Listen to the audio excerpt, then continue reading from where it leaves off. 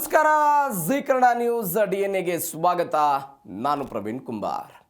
ಇವತ್ತಿನ ಜೀ ಕನ್ನಡ ನ್ಯೂಸ್ DNAಯಲ್ಲಿ 5 ಪ್ರಮುಖ ಸುದ್ದಿಗಳನ್ನು ನೋಡ್ತಾ ಹೋಗೋಣ. 5 ಸುದ್ದಿಗಳ ಪೈಕಿ ಮೊದಲ ಸುದ್ದಿ ಮಧ್ಯಪ್ರಾಚ್ಯಕ್ಕೆ ಸಂಬಂಧಪಟ್ಟದ್ದೇ ಇದೆ. ಈ ಯುದ್ಧದ ವಿಚಾರವನ್ನು DNAಯಲ್ಲಿ ಒಂದೇ ಒಂದು ದಿನ ಮಿಸ್ ಮಾಡದೆ ಕಂಟಿನ್ಯೂಟಿಯಾಗಿ ತೆಗೆದುಕೊಂಡು ಹೋಗ್ತಾ ಇದ್ದೀವಿ. ಯಾಕಂತ ಹೇಳಿದ್ರೆ ಅಂಥ ಬೆಳವಣಿಗೆಗಳು ಮಧ್ಯಪ್ರಾಚ್ಯದಲ್ಲಿ ಆಗ್ತಾ ಇದೆ. ಒಂದು ಇರಾನ್ ತಣ್ಣಗಾದರೆ ಅಮೆರಿಕ ತಣ್ಣಗಾಗ್ತಾ ಇಲ್ಲ, ಅಮೆರಿಕ ತಣ್ಣಗಾದರೆ ಇರಾನ್ ಕೂಡ ತಣ್ಣಗಾಗ್ತಾ ಇಲ್ಲ. ಇವೆಲ್ಲದರ ಒಟ್ಟಾರೆ ಪರಿಣಾಮ ಕೇವಲ ಮಧ್ಯಪ್ರಾಚ್ಯದ ಬಹರೇನ್, ಕುವೈತ್, ಕತಾರ್, UAE ಈ ದೇಶಗಳಿಗೂ ಮಾತ್ರ ಇವತ್ತು ಹೊಡೆತ ಬೀಳ್ತಾ ಇಲ್ಲ. ಅದು ಫೆಬ್ರವರಿ 28ನೇ ತಾರೀಕಿಗೆ ಯುದ್ಧ ಶುರುವಾಗಿ ತೈಲ ಬೆಲೆ ಏರಿಕೆಯಾಗಿ ಹಾರ್ಮುಜ್ ಜಲಸಂಧಿ ಬಂದಾಗಿ ಸಿಲಿಂಡರ್ಗಳು ಸಿಗದೆ ಸಿಲಿಂಡರ್ ದರ ಏರಿಕೆಯಾಗಿ ಎಲ್ಲವೂ ಕೂಡ ಆಗಿತ್ತಲ್ಲ. ಒನ್ಸ್ ಅಗೇನ್ ಅಂಥದ್ದೇ ಬೆಳವಣಿಗೆಗಳು ಆಗಬಹುದು ಎನ್ನುವಂಥ ಲಕ್ಷಣಗಳು ಕೇಳಿ ಬರ್ತಾ ಇದೆ, ಹಾಗೆ ಕಂಡು ಬರ್ತಾ ಕೂಡ ಇದೆ. ಯಾಕೆ ಇಂಥದ್ದೊಂದು ಮಾತು? ಮೊನ್ನೆ 3 ಹಡಗುಗಳ ಮೇಲೆ IRGC ಅವರು ಒಂದು ಕಾರಣವನ್ನು ಕೊಟ್ಟು ದಾಳಿ ಮಾಡಿದ ನಂತರ ಅಮೆರಿಕಾದವರು ಅದಕ್ಕೆ ಪ್ರತಿಕಾರವಾಗಿ ದಾಳಿ ಮಾಡಿದರು. ಮೊದಲ ಹಂತದಲ್ಲಿ ಒಂದು 80 ಗುರಿಗಳನ್ನು ಟಾರ್ಗೆಟ್ ಮಾಡಿದರು, ಎರಡನೇ ಹಂತದಲ್ಲಿ ಒಂದು 90 ಗುರಿಗಳನ್ನು ಟಾರ್ಗೆಟ್ ಮಾಡಿದರು. ಹೀಗೆ ಬೇರೆ ಬೇರೆ ಗುರಿಗಳನ್ನು ಟಾರ್ಗೆಟ್ ಮಾಡಿಕೊಂಡು ದಾಳಿ ಮಾಡೋ ಪ್ರಯತ್ನವನ್ನು ಮಾಡಿದರು. ಅದರ ಹೊರತಾಗಿ ಒಮಾನ್ನ ಒಂದು ಸುರಕ್ಷಿತ ಮಾರ್ಗದಲ್ಲಿ ಅಮೆರಿಕಾದ ಭದ್ರತಾ ದೃಷ್ಟಿಯಿಂದ ಅಥವಾ ಅಮೆರಿಕಾದ ಭದ್ರತೆಯನ್ನು ಪಡೆದುಕೊಂಡು ಬೇರೆ ಬೇರೆ ಹಡಗುಗಳೆಲ್ಲ ಚಲಾವಣೆ ಆಯಿತು. ಇದು ಒಂದು ಭಾಗ. ಇದು ಇರಾನ್ನ ಏನು ಮಾಡಿಬಿಡ್ತು ಅಂತ ಹೇಳಿದ್ರೆ ಕೆರಳಿ ಕೆಂಡವಾಗಿಸುವಂತಹ ಘಟನೆಗೆ ತೆಗೆದುಕೊಂಡು ಹೋಯಿತು. ಅದಕ್ಕೆ ಸಾಕ್ಷಿ ಕೂಡ ಆಯಿತು. ಇದೀಗ ಒನ್ಸ್ ಅಗೇನ್ ಏನು ಮಾಡ್ತಾ ಇದೆ, ಹಾರ್ಮುಜ್ ಜಲಸಂಧಿಯನ್ನ ಇರಾನ್ ಬಂದ್ ಮಾಡುವ ಹಂತಕ್ಕೆ ಹೋಗ್ತಾ ಇದೆ, ಅಕ್ಷರಶಃ ಬಂದ್ ಮಾಡಿಬಿಟ್ಟಿದೆ. ಹಾಗಾದ್ರೆ ತೈಲ ಬೆಲೆ ಏರಿಕೆ ಆಗುತ್ತಾ? ಅಮೆರಿಕ ಇದನ್ನು ಹೆಂಗೆ ನೋಡುತ್ತೆ? ಇದೇ ಇವತ್ತಿನ ಜೀ ಕನ್ನಡ ನ್ಯೂಸ್ DNAಯ ಮೊದಲ ಸುದ್ದಿ. ಮತ್ತೆ ಹಾರ್ಮುಜ್ ಜಲಸಂಧಿ ಬಂದ್.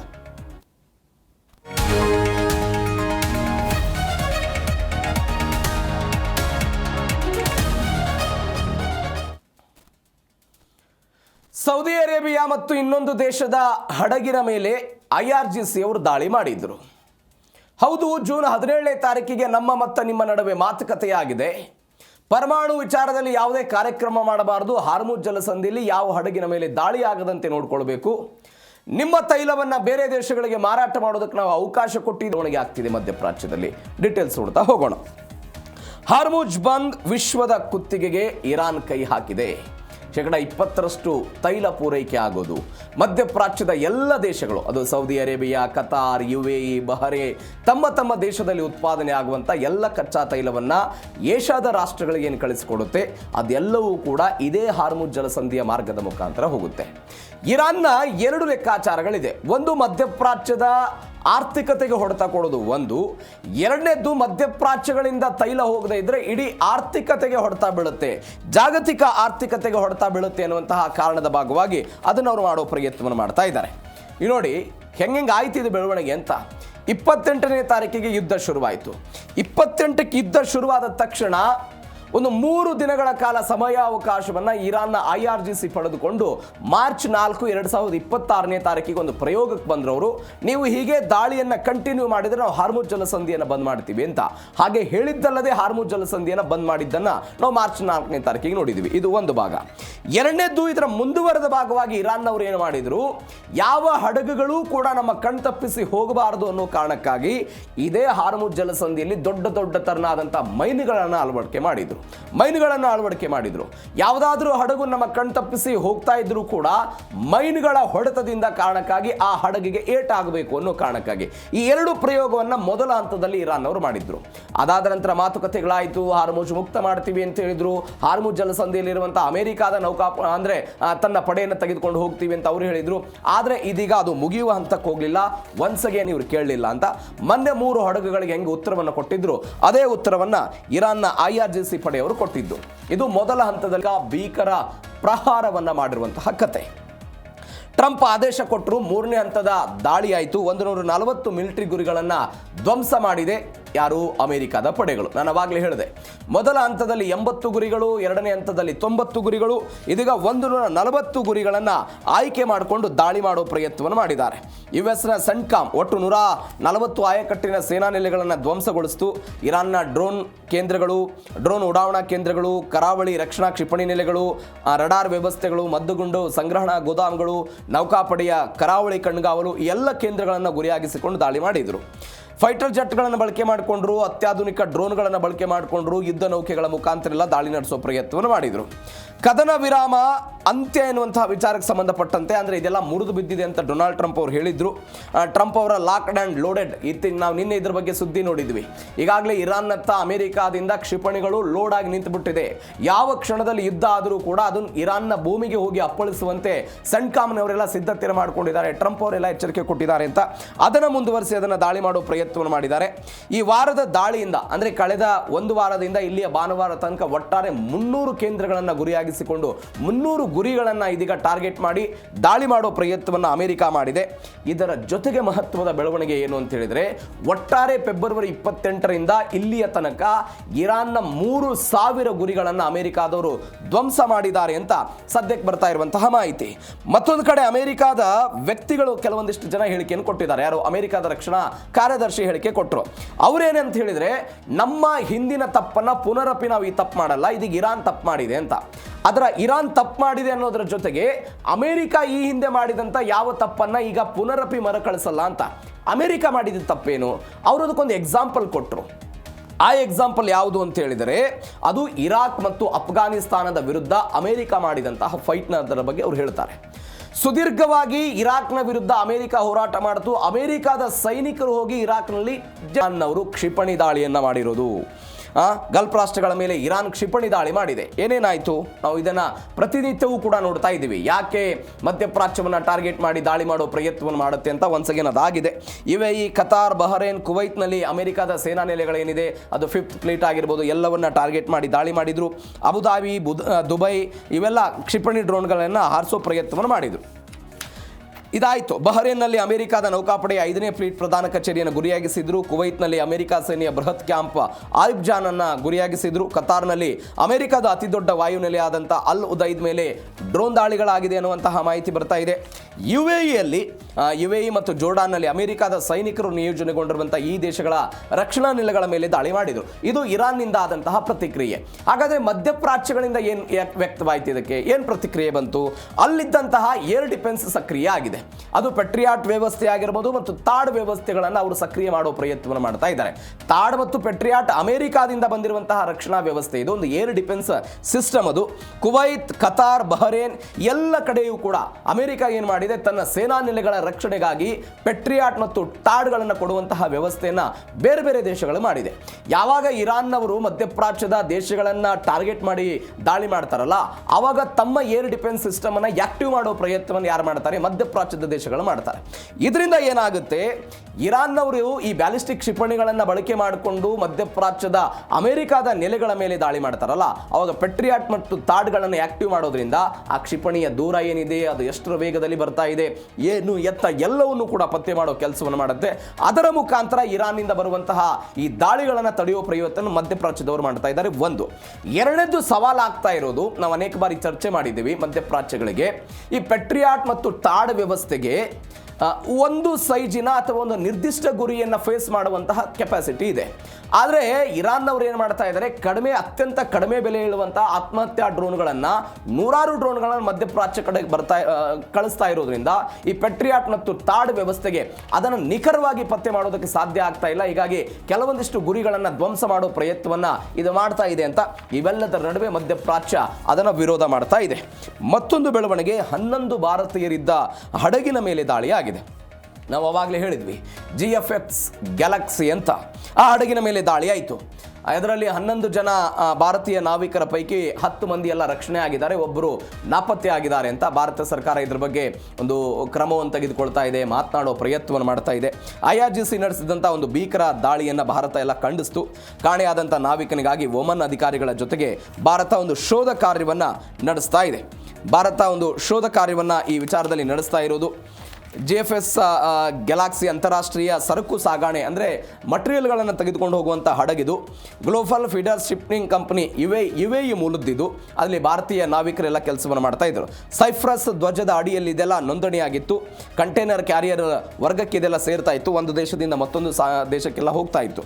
ನೋಡಿ, MV ಸೆಕ್ಟೋಬೈಲೋ ಎನ್ನುವಂಥ ಹಡಗಿನ ಮೇಲೆ ದಾಳಿಯಾದಾಗ 24 ನಾವಿಕರಿದ್ದರು. ಅದರಲ್ಲಿ 21 ಜನ ಸುರಕ್ಷಿತರಾಗಿದ್ದರು, 3 ಜನ ಮೃತಪಟ್ಟಿದ್ರು ಘಟನೆಯಲ್ಲಿ.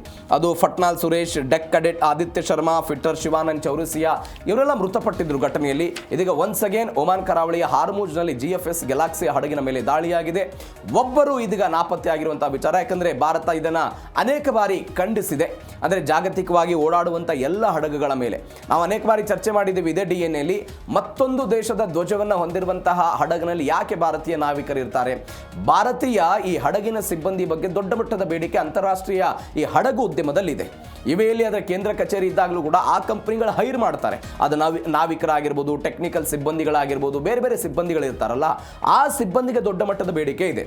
ಹೀಗಾಗಿ ಭಾರತೀಯ ಸಿಬ್ಬಂದಿಯವರು ಬೇರೆ ಬೇರೆ ದೇಶದ ಧ್ವಜವನ್ನು ಹೊಂದಿರುವಂತಹ ಹಡಗುಗಳಲ್ಲಿ ಕೆಲಸ ಮಾಡ್ತಿರ್ತಾರೆ. ಹೀಗಾಗಿ ಅನೇಕ ಜನ ಸಿಕ್ಕಾಕೊಂಡಿದ್ರು, ಅವರನ್ನು ಕರೆದುಕೊಂಡು ಬರುವ ಪ್ರಯತ್ನವನ್ನು ಮಾಡಿದೆ ಭಾರತ. ಅದರ ಬಗ್ಗೆ ಮಾತನಾಡಿದ್ದನ್ನು ನೋಡಿದ್ದೀವಿ. ಇದೀಗ ಒಬ್ಬ ವ್ಯಕ್ತಿ ನಾಪತ್ತೆ ಆಗಿದ್ದಾರೆ. ಭಾರತ ಇದನ್ನು ಖಂಡಿಸಿದೆ. ಏನಾಗುತ್ತೆ ನೋಡೋಣ ಆ ವಿಚಾರದಲ್ಲಿ. ಮತ್ತೊಂದು ಮಹತ್ವದ ಬೆಳವಣಿಗೆ ಏನು ಅಂತ ಹೇಳಿದ್ರೆ, ಹಾರ್ಮುಜ್ ಜಲಸಂಧಿ ಬಂದಾದರೆ ಮತ್ತೊಮ್ಮೆ ಪೆಟ್ರೋಲ್ ಡೀಸೆಲ್ ದರ ಏರಿಕೆ ಆಗುವಂತಹ ಸಾಧ್ಯತೆ ಏನಾಗಬಹುದು? ಏರಲಿದೆ ಪೆಟ್ರೋಲ್ ಮತ್ತು ಡೀಸೆಲ್ ದರ ಅಂತ. ಹಾರ್ಮುಜ್ ಬಂದಾದ ಬೆನ್ನಲ್ಲೇ ಜಾಗತಿಕ ತೈಲ ಮಾರುಕಟ್ಟೆಯಲ್ಲೆಲ್ಲ ಸಂಚಲನ ಆಗಿದೆ. 2 ಕೋಟಿ ಬ್ಯಾರೆಲ್ ತೈಲ ಸಾಗಾಣಿಕೆಗೆ ಬ್ರೇಕ್ ಹಾಕಿದೆ. ಹೀಗಾಗಿ ಎಲ್ಲ ತೈಲದ ದರ ಮತ್ತೊಮ್ಮೆ ಗಗನಕ್ಕೇರಬಹುದು ಅನ್ನುವಂತಹ ಸಾಧ್ಯತೆಗಳಾಗ್ತಾ ಇದೆ. ಇರಾಕ್, ಸೌದಿ, ಕುವೈತ್ ಈ ಎಲ್ಲ ದೇಶಗಳಿಂದ ರಫ್ತೆಲ್ಲ ಸ್ಥಗಿತಗೊಂಡ್ರೆ 200 ರೂಪಾಯಿ ದಾಟಬಹುದು ಪೆಟ್ರೋಲ್ ಡೀಸೆಲ್ ದರ ಅಂತ ಒಂದು ಲೆಕ್ಕಾಚಾರಗಳು ಬರ್ತಾ ಇದೆ.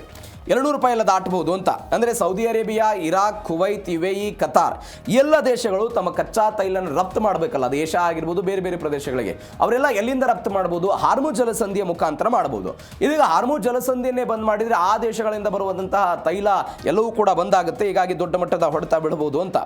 ಎಲ್ಲಕ್ಕಿಂತ ಹೆಚ್ಚಾಗಿ ಈ ಜಾಗತಿಕ ತೈಲ ನಿಕ್ಷೇಪಗಳು 48% ಎಲ್ಲಿದೆ ಅಂತ ಹೇಳಿದ್ರೆ ಮಧ್ಯಪ್ರಾಚ್ಯದ ದೇಶಗಳಲ್ಲಿದೆ. ಈಗ ನಾವು ರಷ್ಯಾದಿಂದ ತರಿಸ್ಕೊಳ್ತೀವಿ, ವೆನಿಜುವೆಲಾದಿಂದ ತರಿಸ್ಕೊಳ್ತೀವಿ, ಬೇರೆ ಬೇರೆ ದೇಶಗಳಿಂದ ಎಲ್ಲ ತರಿಸ್ಕೊಳ್ತೀವಿ ಅನ್ನುವಂತಹ ಮಾತುಕತೆಗಳನ್ನೆಲ್ಲ ನಾವು ಮಾತನಾಡ್ತೇವಲ್ವಾ.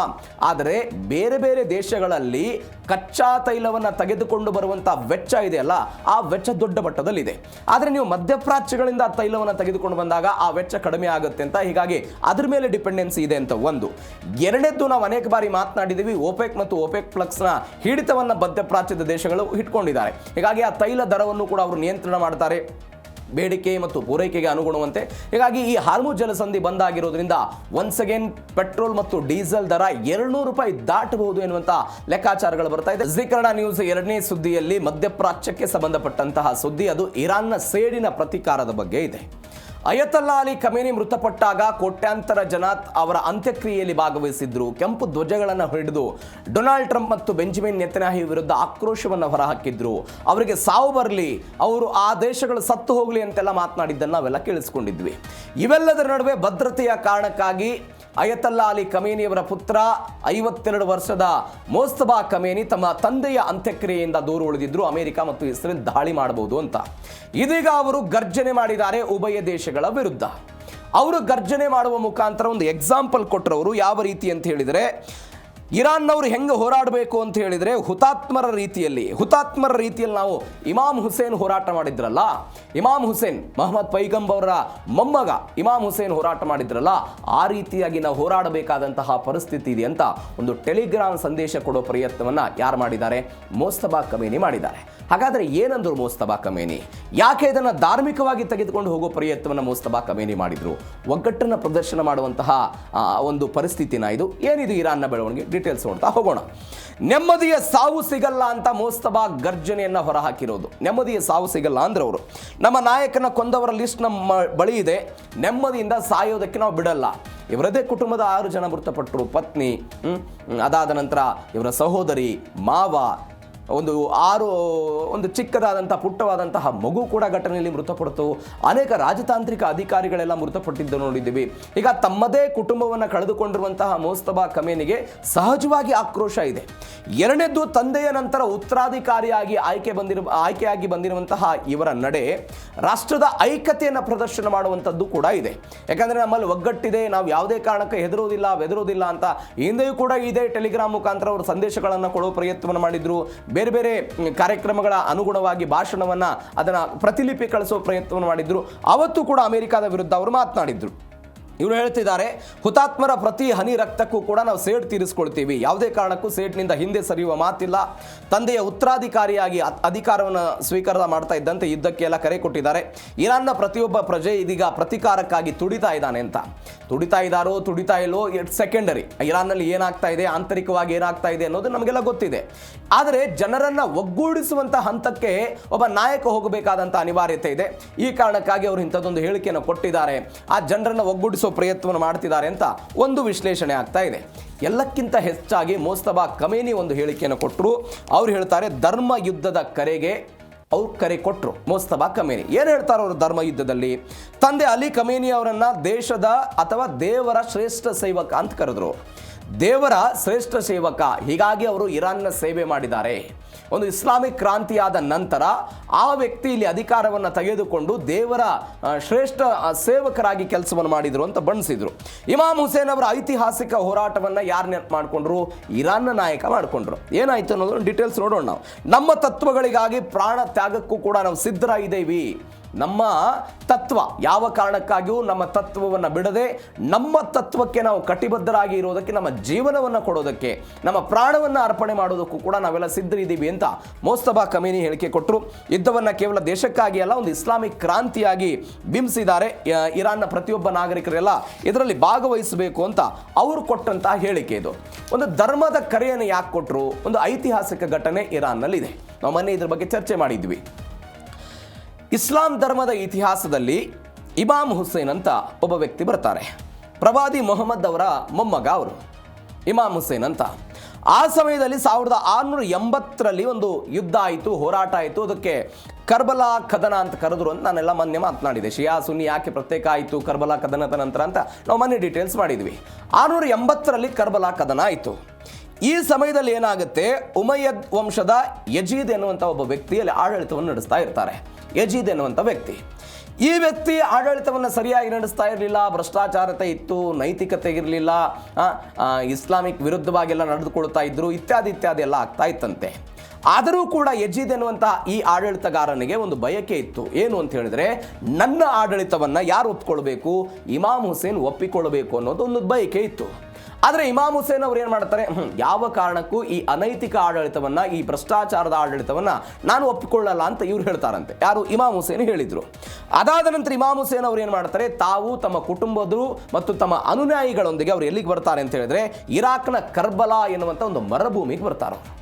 ಇರಾಕ್ನ ಕರ್ಬಲಾ ಎನ್ನುವಂಥ ಒಂದು ಮರುಭೂಮಿಗೆ ಅವರ ಅನುಯಾಯಿಗಳು, ಕುಟುಂಬಸ್ಥರು, ಸೈನಿಕರು ಎಲ್ಲ ಸೇರಿಕೊಂಡು ಎಲ್ಲಿಗೆ ಬರ್ತಾರೆ?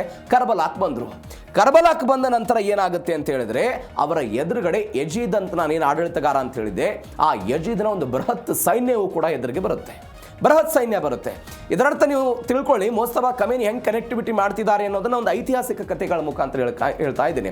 ಭ್ರಷ್ಟಾಚಾರದ ಆಡಳಿತ, ಅದರ ವಿರುದ್ಧ ಇಮಾಮ್ ಹುಸೇನ್ ಅವರ ಸಿಡಿದೆದ್ದಿರೋದು ಅಥವಾ ಅದನ್ನು ಪ್ರತಿಭಟನೆ ಮಾಡ್ತಾ ಇರೋದು. ಎಲ್ಲಿಗೆ ಬರ್ತಾರೆ ಅವರು? ಕರ್ಬಲಾಕ್ ಬಂದರು. ಇಮಾಮ್ ಹುಸೇನ್ ಅವರ ಬಳಿ ಇದ್ದಂಥ ಸೈನಿಕ ಪಡೆ ಎಷ್ಟು? ಕೇವಲ 72 ಜನ.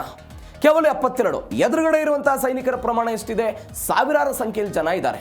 ಈ 72ರಲ್ಲಿ ಎಂಥವ್ರು ಇದ್ದಾರೆ ಅಂತ ಹೇಳಿದ್ರೆ, ವಯಸ್ಸಾದವರಿದ್ದಾರೆ, ಮಹಿಳೆಯರಿದ್ದಾರೆ, ಮಕ್ಕಳಿದ್ದಾರೆ. ಇವರು 72 ಜನ ಇಮಾಮ್ ಹುಸೇನ್ ಅವರ ಬಳಿ ಇರೋದು.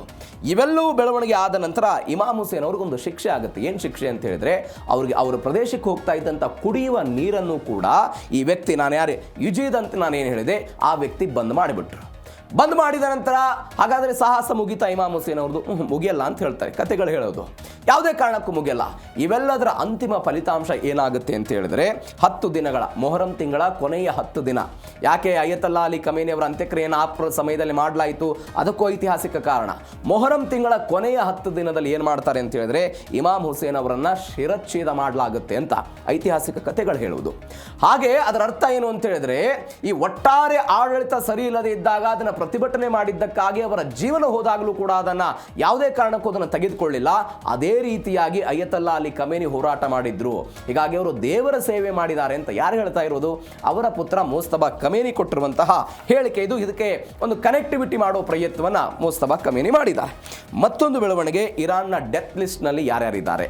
ಸಹಜವಾಗಿ ಯಾರ್ಯಾರಿದ್ದಾರೆ ಅಂತ ಹೇಳಿದ್ರೆ ಡೊನಾಲ್ಡ್ ಟ್ರಂಪ್ ಇದ್ದಾರೆ, ಬೆಂಜಮಿನ್ ನೆತನ್ಯಾಹು ಇದ್ದಾರೆ, ಅಮೆರಿಕಾದ ಬೇರೆ ಬೇರೆ ಅಧಿಕಾರಿಗಳಿದ್ದಾರೆ, JD ವ್ಯಾನ್ಸ್ ಇರಬಹುದು, ಬೇರೆ ಬೇರೆ ಯಾರ್ಯಾರೆಲ್ಲ ಮಾತುಕತೆ ನಡೆಸೋದಕ್ಕೆ ಅಮೆರಿಕ ಇರಾನ್ ವಿರುದ್ಧ ಒಂದು ಹೋರಾಟ ಮಾಡೋದಕ್ಕೆ ಒಂದು ಪ್ರಚೋದನೆ ಎಲ್ಲ ಕೊಟ್ಟಿದ್ರಲ್ಲ, ಆ ಎಲ್ಲ ನಾಯಕರು ಕೂಡ ಇರೋದನ್ನು ನೋಡ್ತಾ ಇದ್ದೀವಿ. ಯಾರ್ಯಾರು ಇದ್ದಾರೆ ಡೀಟೇಲ್ಸ್ ನೋಡೋಣ. ಅಲಿ ಖಮೇನಿಗೆ ಹತ್ಯೆ ಆದಂತಹ ಯಾರ್ಯಾರು ಕಾರಣರಾದರು ಅವರೆಲ್ಲರ ಪಟ್ಟಿಯನ್ನು ಇವರೆಲ್ಲ ಸಿದ್ಧಪಡಿಸಿದ್ದಾರೆ ಅಂತ. ಹಿಟ್ ಲಿಸ್ಟ್ನಲ್ಲಿ ಮೊದಲ ಹೆಸರು ಇರೋದು ಯಾವುದು? ಡೊನಾಲ್ಡ್ ಟ್ರಂಪ್ ಅವ್ರದ್ದಿದೆ. ಅದನ್ನು ಇರಾನ್ನವರು ಕೂಡ ಹೇಳಿದ್ದಾರೆ. ಒನ್ಸ್ ಅಗೇನ್ ಡೊನಾಲ್ಡ್ ಟ್ರಂಪ್ ಹೇಳಿದ್ದನ್ನು ಕೂಡ ನೋಡಿದ್ದೀವಿ. ಅಮೆರಿಕದ ರಕ್ಷಣಾ ಕಾರ್ಯದರ್ಶಿ ಮತ್ತು CIA ಅಧಿಕಾರಿಗಳೆಲ್ಲ ಇರೋದನ್ನು ಹೇಳ್ತಾ ಇದ್ದಾರೆ. ಯಾರ್ಯಾರಿದ್ದಾರೆ ಒಂದ್ಸರಿ ನೋಡ್ಬಿಡೋಣ ಅದನ್ನು. ಡೊನಾಲ್ಡ್ ಟ್ರಂಪ್ ಅಮೆರಿಕದ ಅಧ್ಯಕ್ಷರು, JD ವ್ಯಾನ್ಸ್ ಅಮೆರಿಕದ ಉಪಾಧ್ಯಕ್ಷ, ಮಾರ್ಕ್ ರೂಬಿಯೋ ಅಮೆರಿಕದ ವಿದೇಶಾಂಗ ಕಾರ್ಯದರ್ಶಿ, ಪೀಟ್ ಹೆಗ್ಸೆತ್ ಅಮೆರಿಕದ ರಕ್ಷಣಾ ಕಾರ್ಯದರ್ಶಿ, ಬ್ರಾಡ್ ಕೂಪರ್ ಅಮೆರಿಕದ ಸೆಂಟ್ಕಾಮ್ ಮಿಲಿಟರಿ ಕಮಾಂಡರ್, ಇವರು ಅಮೆರಿಕದ ಲಿಸ್ಟಲ್ಲಿ ಇರೋದಾದರೆ, ಮತ್ತೊಂದು ಕಡೆ ಮೈಕ್ ಹಕ್ಬಿ ಇಸ್ರೇಲ್ಗೆ ಅಮೆರಿಕದ ರಾಯಭಾರಿ ಇರುವಂಥ ವ್ಯಕ್ತಿ. ಹಾಗಾದರೆ ಇಸ್ರೇಲ್ನ ನಾಯಕರು ಯಾರ್ಯಾರಿದ್ದಾರೆ? ಬೆಂಜಮಿನ್ ನೆತನ್ಯಾಹು ಇಸ್ರೇಲ್ನ ಪ್ರಧಾನಿ, ಇಸ್ರೇಲ್ ಕಾಡ್ಜ್ ಇಸ್ರೇಲ್ನ ರಕ್ಷಣಾ ಸಚಿವರು ಇವರು, ಗಿದಿಯೋನ್ ಸಾರ್ ಇಸ್ರೇಲ್ನ ವಿದೇಶಾಂಗ ಸಚಿವ, ಇವರು ಕೂಡ ಹಿಟ್ ಲಿಸ್ಟಲ್ಲಿ ಇದ್ದಾರೆ. ಮತ್ತೊಂದು ಕಡೆ ಲೆಫ್ಟಿನೆಂಟ್ ಜನರಲ್ ಇಯಾಲ್ ಜಮೀರ್ ಇಸ್ರೇಲ್ ರಕ್ಷಣಾ ಪಡೆಗಳ ಮುಖ್ಯಸ್ಥರು, ಇವರೆಲ್ಲರೂ ಕೂಡ ದೊಡ್ಡ ಮಟ್ಟದಲ್ಲಿ ಹಿಟ್ ಲಿಸ್ಟಲ್ಲಿ ಇದ್ದಾರೆ. ಆದರೆ ಎಲ್ಲಕ್ಕಿಂತ ಹೆಚ್ಚಾಗಿ ಹಿಟ್ ಲಿಸ್ಟಲ್ಲಿ ಇರೋದು, ಮೊದಲ ಪಟ್ಟಿರೋದು ಡೊನಾಲ್ಡ್ ಟ್ರಂಪ್ ಅವರದು. ಒಂದು ಬೆಳವಣಿಗೆ ಇರಾನ್ನಲ್ಲಿ ಏನಾಗಿದೆ ಅಂತ ಹೇಳಿದ್ರೆ, ಯಾರ್ಯಾರು ಹಿಟ್ ಲಿಸ್ಟಲ್ಲಿ ಇದ್ದಾರಲ್ಲ ಆ ಹಿಟ್ ಲಿಸ್ಟಲ್ಲಿ ಇರುವಂಥ ವ್ಯಕ್ತಿಗಳಿಗೆ ಈ ಕೈದಿಗಳ ಬಟ್ಟೆಗಳನ್ನು ಹಾಕಿ ಅದನ್ನು ಆ ರೀತಿಯಾಗಿ ಚಿತ್ರೀಕರಣ ಮಾಡಿಕೊಂಡು AI ಚಿತ್ರ ತಂತ್ರಜ್ಞಾನವನ್ನು ಬಳಕೆ ಮಾಡಿಕೊಂಡು ಇರಾನ್ನ ಮಾಧ್ಯಮಗಳನ್ನು ಬಿಂಬಿಸುವ ಪ್ರಯತ್ನವನ್ನು ಮಾಡ್ತಾ ಇದೆ. ಕೈದಿಗಳ ಉಡುಪಿನಲ್ಲೆಲ್ಲ ಅದನ್ನು ತೋರಿಸೋ ಪ್ರಯತ್ನವನ್ನು ಮಾಡ್ತಾ ಇದ್ದಾರೆ. ಮತ್ತೊಂದು ಕಡೆ ಡೊನಾಲ್ಡ್ ಟ್ರಂಪ್ ಹೇಳಿದ್ರು, ನನ್ನ ಮೇಲೆ ಏನಾದರೂ ದಾಳಿ ಆದರೆ, ನನ್ನ ಮುಗಿಸೋದಕ್ಕೆ ಅಥವಾ ನನ್ನ ಒಂದು ಹನಿ ರಕ್ತ ಏನಾದರೂ ಹೊರಗಡೆ ಬಂದರೆ ಇರಾನ್ ಯಾವ ಕಾರಣಕ್ಕೂ ಕೂಡ ಉಳಿಯಲ್ಲ ಅಂತ ಅವರು ಕೊಡ್ತಾ ಇರುವಂಥ ಹೇಳಿಕೆ. ಈ ಎಲ್ಲ ಹೇಳಿಕೆ, ಪ್ರತಿ ಹೇಳಿಕೆ, ಇವೆಲ್ಲದರ ನಡುವೆ ಉಭಯ ದೇಶಗಳ ನಡುವೆ ಅವರು ಇವರನ್ನು ಮುಗಿಸೋದು, ಇವರು ಅವರನ್ನು ಮುಗಿಸೋದು, ಅದಕ್ಕೆ ಸೇಡು ಪ್ರತಿ ಸೇಡನ್ನು ತೀರಿಸಿಕೊಳ್ಳೋ ಪ್ರಯತ್ನವನ್ನು ಮಾಡ್ತಾ ಇದೆ. ಆದರೆ ಇವೆಲ್ಲದರ ನಡುವೆ ಜಗತ್ತು ಮಾತ್ರ ಆತಂಕದಿಂದ ಬದುಕುವ ಹಂತಕ್ಕೆ ಹೋಗ್ತಾ ಇದೆ. ಮತ್ತೊಂದು, ಇರಾನ್ನ ಮಿಸೈಲ್ ಸಿಟಿ ಇದೀಗ ಸಕ್ರಿಯ ಆಗಿದೆ. ಮಿಸೈಲ್ ಸಿಟಿ ಸಕ್ರಿಯ ಆಗಿರೋದು ಹೆಂಗೆ ಸಕ್ರಿಯ ಆಯಿತು? ಭೂಮಿಯ 500 ಮೀಟರ್ ಆಳದಲ್ಲಿರುವಂಥ ಇರಾನ್ನ ರಹಸ್ಯ ಕ್ಷಿಪಣಿ ನಗರಗಳು. ನಾವು ನಿನ್ನೆ ಒಂದು ಸುದ್ದಿ ನೋಡಿದ್ವಿ. ಅಮೆರಿಕ ಮಾಡಿದಂತಹ ದಾಳಿಗೆ ಇದೇ ಇರಾನ್ನ ಬೇರೆ ಬೇರೆ ಕೇಂದ್ರಗಳೆಲ್ಲ ಹಾನಿಗೊಳಗಾಗಿತ್ತಲ್ಲ, ಅವುಗಳನ್ನು ಮರು ರಿಪೇರಿ ಮಾಡೋ ಪ್ರಯತ್ನವನ್ನು ಮಾಡ್ತಾ ಇದ್ದಾರೆ, ಮರು ಕನ್ಸ್ಟ್ರಕ್ಟ್ ಮಾಡೋ ಪ್ರಯತ್ನವನ್ನು ಮಾಡ್ತಾ ಇದ್ದಾರೆ. ಅದು ಅಮೆರಿಕಾದ ಸ್ಯಾಟಲೈಟ್ನಲ್ಲೆಲ್ಲ ಗೊತ್ತಾಗಿದೆ ಅಂತ ನಾವು ಒಂದು ಸುದ್ದಿ ನೋಡಿದ್ವಿ. ಇದೀಗ ಒನ್ಸ್ ಅಗೇನ್ ಭೂಮಿಯ 500 ಮೀಟರ್ ಆಳದಲ್ಲಿರುವಂಥ ಇರಾನ್ನ ರಹಸ್ಯ ಕ್ಷಿಪಣಿಗಳ ನಗರಗಳು, ಅಮೆರಿಕದ ಯಾವುದೇ ಬಾಂಬ್ಗಳಿಗೂ ಕೂಡ ಧ್ವಂಸವಾಗದಂಥ ಅತ್ಯಂತ ಸುರಕ್ಷಿತ ನಗರಗಳನ್ನೆಲ್ಲ ಇವರು ನೋಡ್ತಾ ಇದ್ದಾರೆ, ಮಾಡ್ತಾ ಇದ್ದಾರೆ ಅಂತ ಸದ್ಯಕ್ಕೆ ಬರ್ತಾ ಇರುವಂಥ ಡೀಟೇಲ್ಸು. 500 ಮೀಟರ್ ಆಳದ ಸುರಂಗಗಳು ಅಂದರೆ IRGC ದೇಶದ ವಿವಿಧ ಪರ್ವತ ಶ್ರೇಣಿಗಳ ಕೆಳಗೆ ಒಂದು 1600 ಅಡಿಗೂ ಹೆಚ್ಚು ಆಳದಲ್ಲಿ ಸುರಂಗಗಳನ್ನೆಲ್ಲ ನಿರ್ಮಾಣ ಮಾಡ್ತಿದೆ ಅಂತೆ. ಅಂದರೆ ಜಗತ್ತಿನ ಯಾವುದೇ ಅತ್ಯಾಧುನಿಕ ಬಾಂಬ್ಗಳು, ಕ್ಷಿಪಣಿಗಳು ಯಾವುಗಳನ್ನೇ ತೆಗೆದುಕೊಂಡು ಬಂದರೂ ಕೂಡ ಅವಕ್ಕೆ ಯಾವುದೇ ಕಾರಣಕ್ಕೂ ಧಕ್ಕೆ ಆಗಬಾರ್ದು, ಹಾನಿ ಆಗಬಾರ್ದು ಅಂತ. ಎರಡನೇದ್ದು, ಇವು ಕೇವಲ ಸಾಮಾನ್ಯ ಗೋದಾಮುಗಳಲ್ಲಂತೆ, ಸಂಪೂರ್ಣ ಸುಸಜ್ಜಿತ ನಗರಗಳಂತೆ ಎಲ್ಲ ಮಾಡ್ತಿದ್ದಾರೆ. ಜೋಡಿಸುವ ಘಟಕಗಳಿದೆ, ಕಂಟ್ರೋಲ್ ರೂಮ್ಗಳಿದೆ, ಕಮಾಂಡ್ ಸೆಂಟರ್ಗಳಿದೆ, ಇಂಧನ ಸಂಗ್ರಹಾಗಾರಗಳನ್ನೆಲ್ಲ ಮಾಡ್ತಿದ್ದಾರೆ. ಸೈನಿಕರು ಅಲ್ಲೇ ವಾಸ ಮಾಡೋದಕ್ಕೆ ಏನೇನು ವ್ಯವಸ್ಥೆಗಳು ಬೇಕು ಅದೆಲ್ಲವನ್ನು ಕೂಡ ಮಾಡೋ ಪ್ರಯತ್ನವನ್ನು ಮಾಡ್ತಿದ್ದಾರಂತೆ.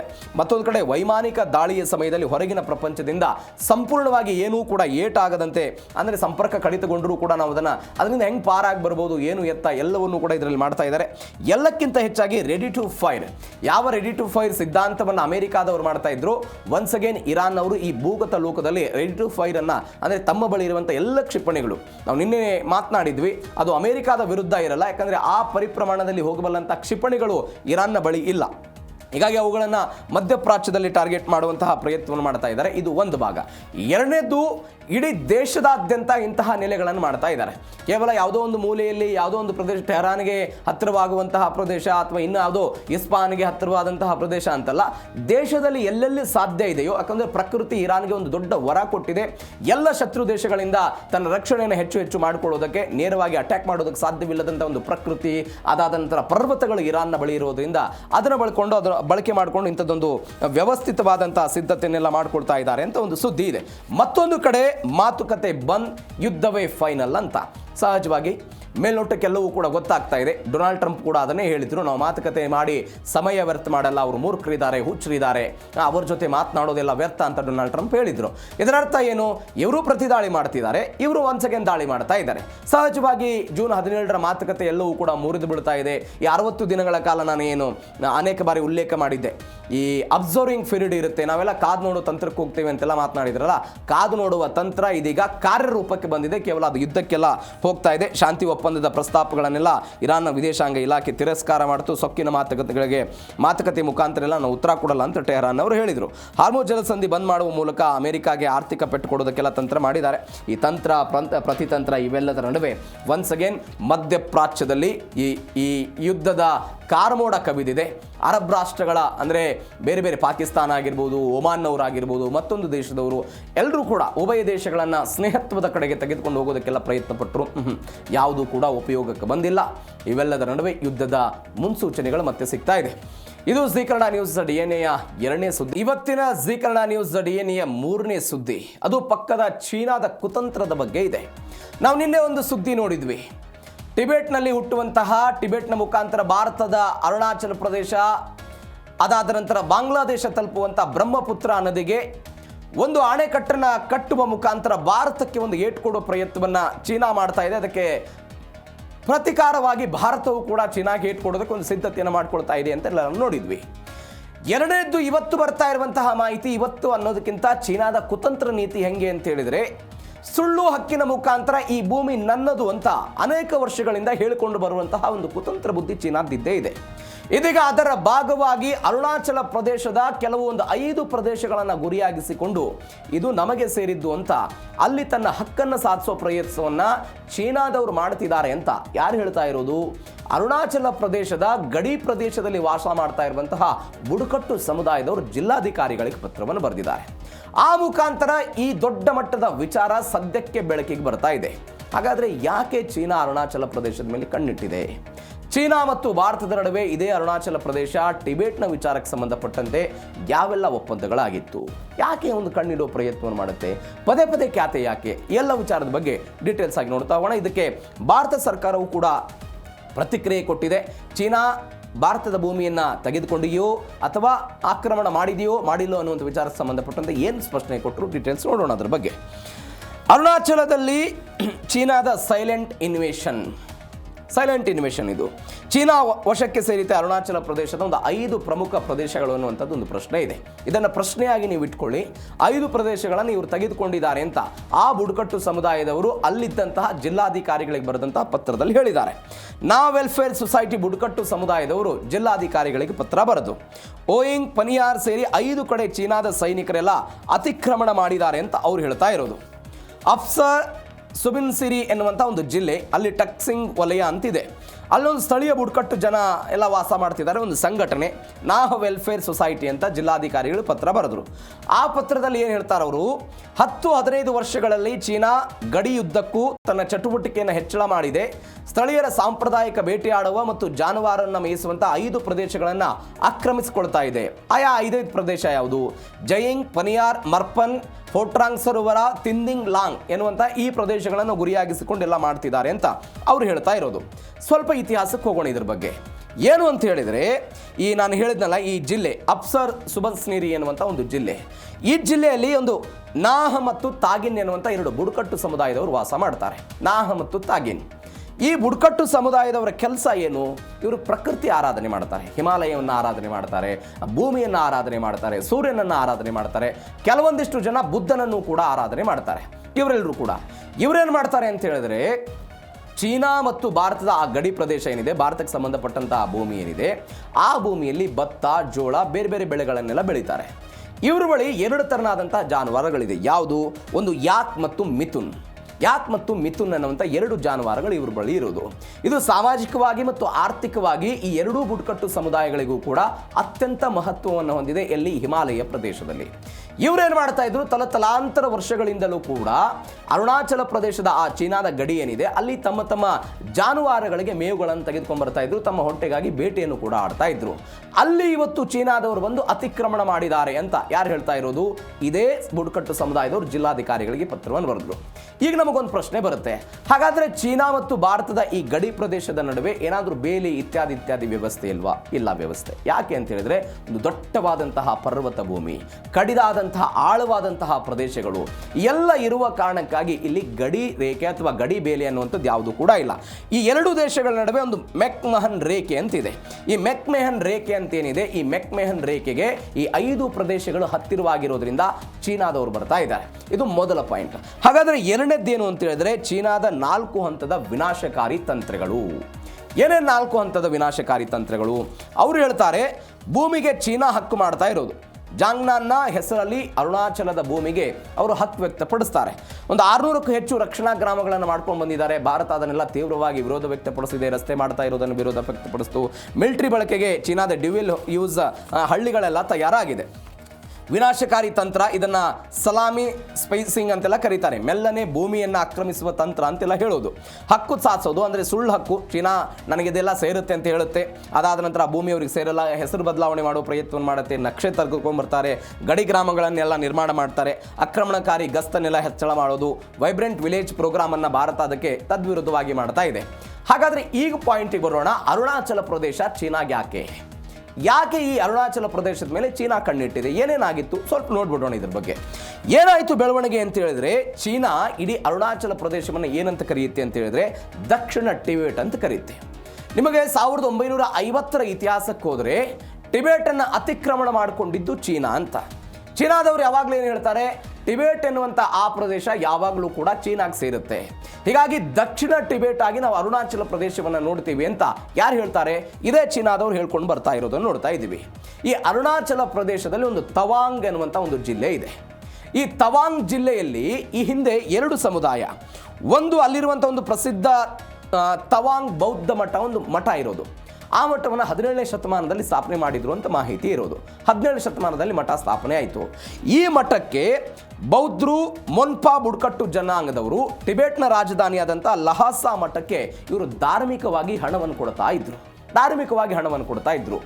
ಚೀನಾ ಇದನ್ನೇನು ಬಳಕೆ ಮಾಡ್ಕೊಳ್ತಾ ಇದ್ದೆ ನೋಡಿ. ತವಾಂಗ್ನ ಜನ ಧಾರ್ಮಿಕವಾಗಿ ಈ ಕ್ಷೇತ್ರವನ್ನು ನಂಬ್ತಾರೆ, ಈ ಮಠವನ್ನು ನಂಬ್ತಾರೆ. ಆ ಮಠ ಎಲ್ಲಿತ್ತು ಅದು ಎಲ್ಲವೂ ಕೂಡ ಟಿಬೇಟ್ನ ಭಾಗಕ್ಕೆ ಸೇರ್ಪಡೆಪಟ್ಟಿದ್ದು. ಹೀಗಾಗಿ ಇವತ್ತು ಇರುವಂತಹ ಅರುಣಾಚಲ ಪ್ರದೇಶ ನನಗೆ ಸೇರಬೇಕು ಅಂತೇಳಿ 1950ರಲ್ಲಿ ಟಿಬೇಟನ್ನು ಆಕ್ರಮಣ ಮಾಡಿದ ನಂತರ ಚೀನಾದ ಕಮ್ಯುನಿಸ್ಟ್ ಸರ್ಕಾರ ಅರುಣಾಚಲ ಪ್ರದೇಶದ ಮೇಲೆ ಹಕ್ಕನ್ನು ಸಾಧಿಸೋ ಪ್ರಯತ್ನವನ್ನು ಮಾಡ್ತಾ ಬಂತು. ಅದಕ್ಕೆ ಭಾರತ ಬೇರೆ ಬೇರೆ ತರನಾದಂಥ ಉತ್ತರವನ್ನು ಕೊಡ್ತು. ಇದು ಒಂದು ಭಾಗ. ಎರಡನೇ ಭಾಗ, ಇದರಲ್ಲಿ 1914ರಲ್ಲಿ ಬ್ರಿಟಿಷ್ ಅಧಿಕಾರಿ, ಅದಾದ ನಂತರ ಟಿಬೇಟ್ ಮತ್ತು ಚೀನಾದ ನಡುವೆ ಒಂದು ಶಿಮ್ಲಾ ಒಪ್ಪಂದ ಆಗುತ್ತೆ. ಶಿಮ್ಲಾ ಒಪ್ಪಂದ ಯಾರಿರ್ತಾರೆ ಬ್ರಿಟಿಷ್ ಅಧಿಕಾರಿ? ಹೆನ್ ಮೆಕ್ ಎನ್ನುವಂಥ ಒಬ್ಬ ಅಧಿಕಾರಿ. ಈ ಎಲ್ಲವನ್ನೂ ಕೂಡ ಮೈತ್ರಿ ಆಗುತ್ತೆ. ಅದರಲ್ಲಿ ಅವರು ಹೇಳ್ತಾರೆ, ಟಿಬೇಟ್ ಮತ್ತು ಭಾರತದ ನಡುವೆ ಒಂದು ಗಡಿ ರೇಖೆಯನ್ನು ನಿರ್ಧಾರ ಮಾಡ್ತಾರೆ. ಅದಕ್ಕೆ ಮೆಹನ್ ರೇಖೆ ಅಂತ ಕರೆದ್ರು. ನಾನು ಅವಾಗಲೇ ಹೇಳಿದೆ, ಮೆಹನ್ ರೇಖೆ ಅಂತ ಟಿಬೇಟ್ ಮತ್ತು ಭಾರತದ ನಡುವೆ ಒಂದು ಗಡಿ ರೇಖೆಯನ್ನು ಉಲ್ಲೇಖ ಮಾಡ್ತಾರೆ. ಇದನ್ನು ಚೀನಾದವರು ಏನು ಮಾಡಿದರು ಅಂತ ಹೇಳಿದ್ರೆ, ನಾವು ಒಪ್ಪಲ್ಲ. ಯಾಕೆ ಅಂತ ಹೇಳಿದ್ರೆ, ನಮ್ಮ ವಿರುದ್ಧವಾಗಿ ಬ್ರಿಟಿಷರ ಜೊತೆಗೆ ಅಥವಾ ಭಾರತದ ಜೊತೆಗೆ ಒಪ್ಪಂದ ಮಾಡಿಕೊಳ್ಳುವಂಥ ಯಾವ ಅಧಿಕಾರವೂ ಕೂಡ ಟಿಬೇಟ್ಗಿಲ್ಲ. ಯಾಕೆ ಅಂತ ಹೇಳಿದ್ರೆ, ಟಿಬೇಟ್ ಸ್ವತಂತ್ರ ದೇಶ ಅಲ್ಲ, ಅದು ಚೀನಾದ ಒಂದು ಭಾಗ ಅಂತ ಅವ್ರು ಹೇಳಿದರು. ಇದು ಒಂದು ಭಾಗ. ಇವೆಲ್ಲದರ ಆದ ನಂತರ 1959ರಲ್ಲಿ ಒಂದು ಬೆಳವಣಿಗೆ ಆಯಿತು. ಏನು ಬೆಳವಣಿಗೆ ಆಯಿತು ಅಂತ ಹೇಳಿದ್ರೆ, 14ನೇ ದಲೈ ಲಾಮಾ, ಅಂದರೆ ಅವರೆಲ್ಲ ದಾಳಿ ಮಾಡಿದ್ರು ಟಿಬೇಟ್ ಮೇಲೆ. 14ನೇ ದಲೈ ಲಾಮಾ ಏನು ಮಾಡಿದ್ರು, ಭಾರತದತ್ತ ಓಡಿ ಬಂದರು. ಅನೇಕ ಟಿಬೇಟಿಯನ್ನೆಲ್ಲ ಮೈಸೂರು, ಅದಾದ ನಂತರ ಉತ್ತರ ಕನ್ನಡದ ಮುಂಡಗೋಡದಲ್ಲಿ ಟಿಬೇಟಿಯನ್ ಕ್ಯಾಂಪ್ಗಳು ಇದ್ದಿದ್ದನ್ನು ನೋಡಿದ್ದೀವಿ. ಈ ದಲೈ ಲಾಮಾ ಭಾರತಕ್ಕೆ ಬಂದ ನಂತರ ಭಾರತ ಇವರಿಗೆ ಆಶ್ರಯ ಕೊಡ್ತು. ಇದರ ವಿರುದ್ಧ ಚೀನಾದವರು ಏನು ಮಾಡಿದ್ರು, 1962ರಲ್ಲಿ ಈ ಅರುಣಾಚಲ ಪ್ರದೇಶವನ್ನು ನಾವು ತೆಗೆದುಕೊಳ್ಳಬೇಕು ಅಂತ ಭಾರತದ ವಿರುದ್ಧ ದಾಳಿ ಮಾಡಿದ್ರು. ಸ್ವಲ್ಪ ಪ್ರದೇಶ ಮುಂದೆ ಬಂದರು. ಭಾರತ ಇದನ್ನು ಕಠಿಣವಾಗಿ ವಿರೋಧ ಪಡೆದು, ನಾವು ಸೋತ್ವಿ ಯುದ್ಧದಲ್ಲಿ, ಆ ಮಾತು ಬೇರೆ, ಆದರೆ ಕಠಿಣವಾಗಿ ಇದನ್ನು ವಿರೋಧ ವ್ಯಕ್ತಪಡಿಸಿದ ನಂತರ ವಾಪಸ್ ಎಲ್ಲ ಹೋದರು. ಅಲ್ಲಿಂದ ಶುರುವಾದಂತಹ ಈ ಖ್ಯಾತೆ ಇವತ್ತಿನ ತನಕವೂ ಕೂಡ ಮುಂದುವರೆದಿದೆ. ಇದೀಗ ಒಂದ್ಸಗೆ ಅರುಣಾಚಲ ಪ್ರದೇಶವನ್ನು ಅವರು ಆ ರೀತಿ ಮಾಡ್ತಿದ್ದಾರೆ. ಇದಕ್ಕೆ ಭಾರತ ದೊಡ್ಡ ಮಟ್ಟದ ಏಟನ್ನು ಕೊಡ್ತಾ ಇದೆ. ಮತ್ತೊಂದು ಬೆಳವಣಿಗೆ, ಭಾರತದ ದುಡ್ಡಲ್ಲೇ ಚೀನಾದ ಕುತಂತ್ರ ನೀತಿ. ನಮ್ಗೆ ಸಹಜವಾಗಿ ಅರ್ಥ ಆಗ್ಬಿಡುತ್ತೆ. ಭಾರತದ ದುಡ್ಡು ಅಂತ ಹೇಳಿದ್ರೆ ನಾವು ಹೆಚ್ಚು ರಫ್ತನ್ನು ಅಲ್ಲಿಂದ ಅಂದರೆ ಆಮದನ್ನು ಆ ಕಡೆಯಿಂದ ಮಾಡ್ಕೊಳ್ತೀವಿ. ನಮ್ಮಿಂದ ರಫ್ತು ದೊಡ್ಡ ಮಟ್ಟದಲ್ಲಿ ಕಡಿಮೆ ಇದೆ. ಈ ಕಾರಣಕ್ಕಾಗಿ ಉಭಯ ದೇಶಗಳ ನಡುವೆಲ್ಲ ದೊಡ್ಡ ಮಟ್ಟದ ವ್ಯಾಪಾರ ಕೊರತೆ ಇರೋದು. ಚೀನಾದಿಂದ $113 ಬಿಲಿಯನ್ ಮೌಲ್ಯದ ವಸ್ತುಗಳನ್ನು ನಾವೆಲ್ಲ ಆಮದು ಮಾಡ್ಕೊಳ್ತೀವಿ. ನೋಡಿ, ಅಂಕಿಅಂಶವನ್ನು ನಾವು ಸ್ವಲ್ಪ ನೋಡಿಬಿಟ್ರೆ ನಮಗೆ ಆಶ್ಚರ್ಯ ಆಗಿಬಿಡುತ್ತೆ. ಭಾರಿ ಆಮದು, ಅದು ಮೊಬೈಲ್ ಆಗಿರ್ಬೋದು, ಎಲೆಕ್ಟ್ರಾನಿಕ್ ಉಪಕರಣಗಳಾಗಿರ್ಬೋದು, ಸೌರ ಫಲಕ ಇತ್ಯಾದಿ. ಕೇವಲ ಅದಿರು, ಹತ್ತಿ, ಕೃಷಿ ಉತ್ಪನ್ನಗಳನ್ನೆಲ್ಲ ನಾವು ರಫ್ತು ಮಾಡ್ತೀವಿ. ಭಾರತ ಚೀನಾ ನಡುವೆ $112.16 ಬಿಲಿಯನ್ ಎಲ್ಲ ಕೊರತೆ ಇದೆ ಅಂತ. ಅದನ್ನು ನಾವು ಭಾರತೀಯ ರೂಪಾಯಿಗೆ ತೆಗೆದುಕೊಂಡು ಬಂದರೆ $3.3 ಲಕ್ಷ ಕೋಟಿ ರೂಪಾಯಿ ಅಂತ ಹೇಳ್ತಾರೆ.